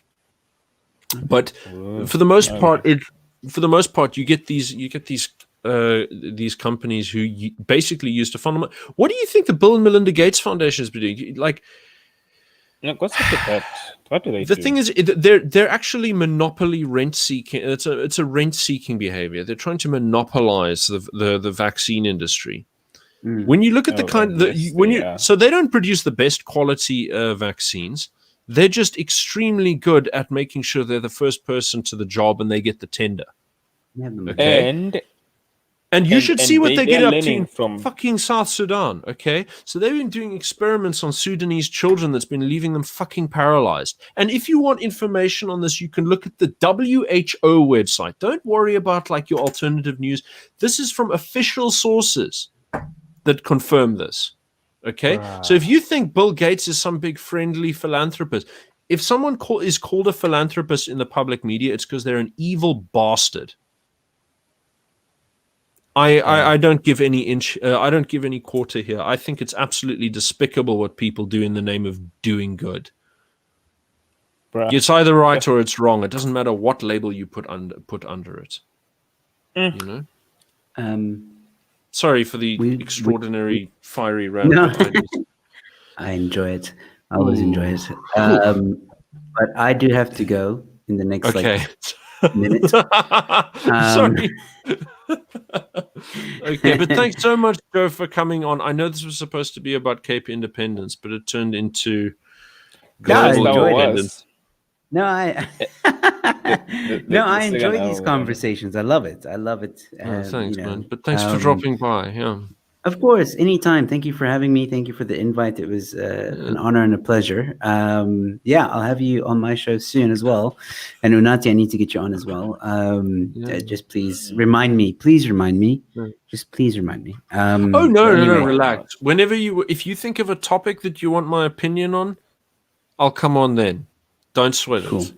Like All right. don't try and force it. Like I'm not that guy. If you got something, call me. All right, cool. All right, man. All right. Thank you guys so much. And in closing, please subscribe to my channel if you want. Dude, Even if you don't subscribe, just know in closing that I documented the entire march that happened yesterday. And you can also find interviews that were done by Unati on Alternative News Network YouTube channel or Alternative News Network ZA. So please go check that out. If you enjoy it, subscribe, or at least leave a like, share. That's all I got to say. So thanks again, guys. I'll check you guys soon. Bye-bye. Cherry bye. Cheers, guys. Did you just say cherry bye? Cherry bye. Yeah, like all righty roo. Oh wow. No, Bruh. Bill Gates. why am I too China. silly for you? No, you're not silly. You're not silly at all. Not at all. No, Yeah. but I. The reason I get like about this, like people look at me, look askance at something like Cape Independence, and the thing is, anything that gets you a little bit of independence from that sort of viciously corrupt power system, you've got to get every inch that you can, every inch, because it's the enemy. It is the enemy of all mankind, and you need to be pushing back against it. And if that vehicle was the ANC, I would have supported the ANC. If that vehicle was the DA, I support the DA. If it's Cape Independence, I support Cape Independence. This is where I am now. You know. Yeah. I don't is where we believe that. all are. Yeah. Yeah, we just have to keep pushing. Well, not just push, but strategically raise awareness, right? Yeah, be an And we should- independista. Right, and there is especially the independence, they have this impact, right? They tend to have more impact, or they drive more views or more people towards themselves, because there's this feeling of genuinity. Is that the word? Yeah, that's a word. Genuinity. Yeah, Authenticity. There's something. Yeah, I actually meant that. There's this authenticity about them, especially when they speak the truth. But Look, what you're gonna sometimes, find, obviously, Onati, is that politics is going to force them to make inauthentic statements, because politics is horse trading. And look at Devolve asks an interesting question. He says, "So what if the answer is not compatible with the mainstream?" The reality is that the mainstream it's a construct. So the idea of the mainstream is really sort of like the most powerful bulk of the upper middle classes, like the managerial elite, right? That's the real mainstream. Ordinary poor people, they're surprisingly persuadable on the big questions. They, Craig, explain an official source. What makes them official? Power makes them official. It's not much more complicated than that. The people with the power say this is an official source, and they say that's not an official source. Yeah, it and it's like of the guys who basically draft the regulations. Like, it reminds me of monopolies. For example, in the aviation industry, the regulations, how you get your license, though all of those laws were drafted by the people who were there first, meaning they are more powerful, therefore they are the officials. They are the official people. For you to get your license, you have to adhere to that. Sometimes it's a good idea. Sometimes it's a good thing. Sometimes power is good. So power isn't always evil. It's just power. Me of that. But you're right. I mean, think about it. Like, think of the power that the engineering bodies have. Right. So you'll have like they'll develop there'll be a group of them. that develops standards for recognizing whether or not a degree is actually good enough to qualify you. And so sometimes they'll take accreditation away from a university if they can't meet those standards anymore. And, this is a big deal. I mean, for example, the Merchant Navy Academy in South Africa, which my father went to and my grandfather went to, and unless it goes back, and this thing doesn't exist anymore because it lost its accreditation because it was so screwed by cadre deployment and corruption and affirmative action and all of the usual things that the ANC does. It's gone. Their plan. 100-year institution evaporated, just... Right. These people, the ANC's plan is in motion day and night. If we are sleeping, we will wake up the next morning. But look at them; they're complete puppets of international organizations. What does Ramaphosa do? Everything that he does is in lockstep with the international community. He doesn't have any opinions. Not just him. Actually, Zuma was despised. That's the only reason Zuma was despised. Not because he was corrupt. I wanted to ask. Mbeki was corrupt. Mandela was a little corrupt. Really? Ramaphosa is certainly corrupt. Oh yeah. But definitely. Zuma didn't want to play ball with all of these big fancy utopian ideas that the international community wanted from him. And that's why he was despised. Rwanda. I think you're cutting Rwanda. Yeah, there's this thing about you mentioned that it's only Russia and Rwanda that makes sure that the NGO or foreigners are known what exactly are they doing in the country. Well, I I'll put it wonder. this way, they're small enough that they can be ignored. Okay. But when you read about them in the press, they're always complaining about how authoritarian the man is and so on and so on, which is true. It's true. I'm not going to deny that for a second. But you know what I thought? What came to my mind was the fact that are they doing that partly because they were ignored by the international community when they needed them the most in '93 during the genocide, 1994? Well, actually, what happened over there is that the international community not only looked the other way, but actually made a buck supplying arms to them, to the Hutu power brigades. And I mean, that happens often. That's why they are wary of anything international. Because basically everyone was like, even though they were receiving reports, Rwanda there's this genocide happening. The international community, the UN, they knew what was happening. The international community, they knew what was happening. They always know what's happening. They're not idiots. Yeah. So I guess but that's people are expendable to them because you've got to understand that these people they'll enter that sort of class when they're young. They're as young as us. They'll be made like high-ranking bureaucrats who are weighted on hand and foot because they're hard work. They tend to be very hardworking, very talented young people from Europe. Sometimes Asia, sometimes America, and they'll enter these big organizations. They'll go through or they'll go into their own governments. Look at people who get into government early in South Africa, right, and are successful at it, right? Those people, so they never have to deal with real life. They're surrounded by bodyguards and waiters, and they go to hotels. They just billet to the party. You understand? Right. Everything is looked after for them. They live in this world where literally they don't even have to open doors. They walk through and other people open doors for them. That's the world that they live in. You have to really understand how detached they are from consequence. And they make the world try and conform to things that really don't matter. Here's a nightmare. An individual who is already detached, who's not in touch with reality, and who's already experiencing this, and then entering politics and to Duduzane Zuma. Yeah. Bruh, but do you remember, these people are not stupid. Duduzane Zuma is not a stupid kid. He's clearly very bright. He's not. This is a problem that I have with people. Is people who are stuck in this kind of like Western, like partisan, it's left or it's right, like there's always like two parties, and the other party is they're dirty and stupid and corrupt and bad at everything. No, they're not. They wouldn't have any power if they were. Okay, they may be bad people, but they can't be stupid, or they wouldn't be where they are. Yeah.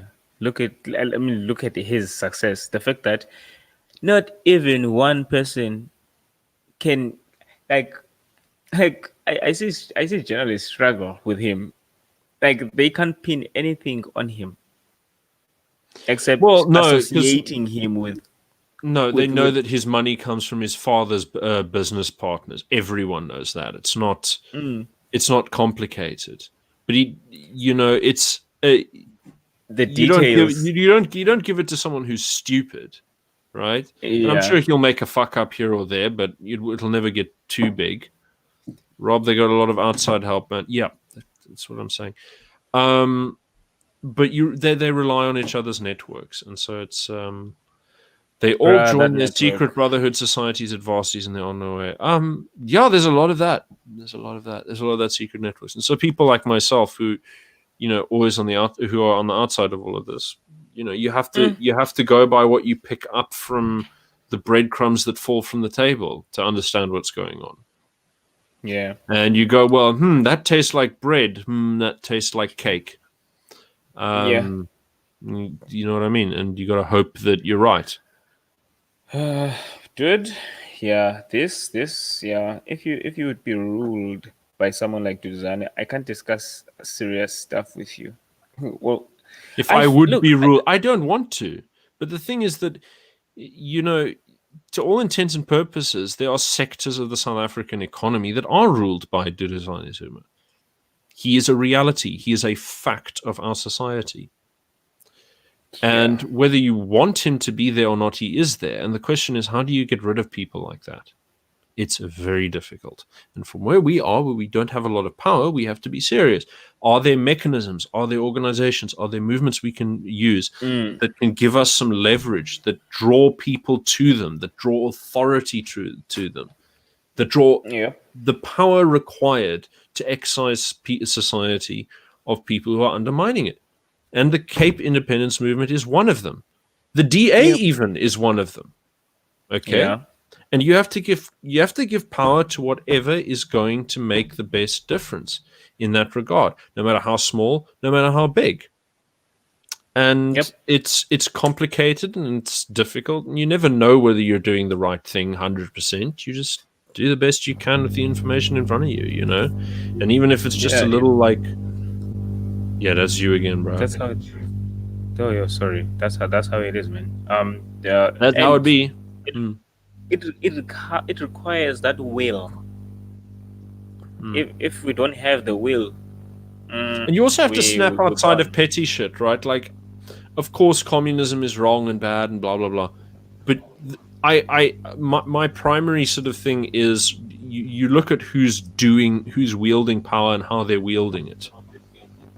And at this stage, like, communism is a pretty good guide to see because look, organizations push policies that favor their interests. The international groups always pursue communism.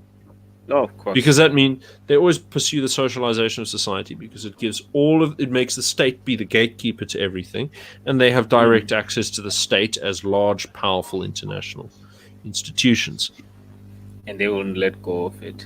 Yeah, and that's why So you really want to keep an eye on that. People who are pushing that stuff, they're doing it because, and look, many of them truly believe it, but it's what that power supports. Yeah, I mean, like Thuli Madonsela, I don't know if she really believes in world government or not. She might not. She might cynically believe in it. She might earnestly believe in it. She might just believe doing good for people, and the UN is just a group of people who are there to help. Maybe she believes that. You never know. That's sometimes that's how I think of the UCT chancellor.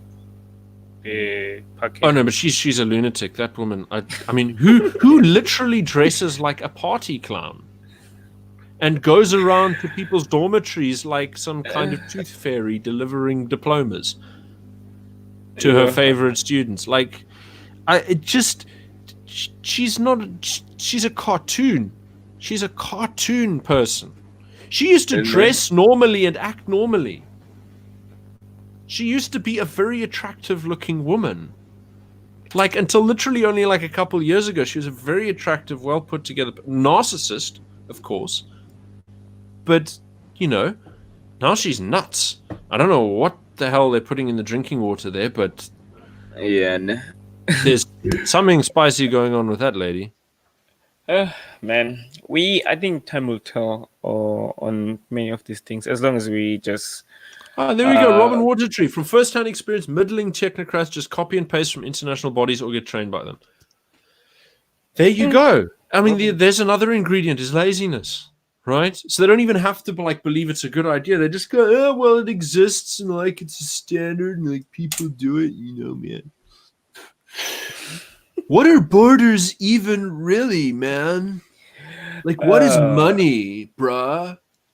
What is property? Like, it's like the Cheech and Chong school of government is running everything. The only thing that matters is their feelings. I feel like this, I feel like that, and they don't go beyond. I feel like a chocolate cake, but I'm not like. getting one. You see. For Oh, fuck's sake. not even that kind of feeling. Like, just they are feeling like what they want, what they think is right. Sometimes I see. they're going for whatever gets you to lunch hour quickest, you know. Yeah.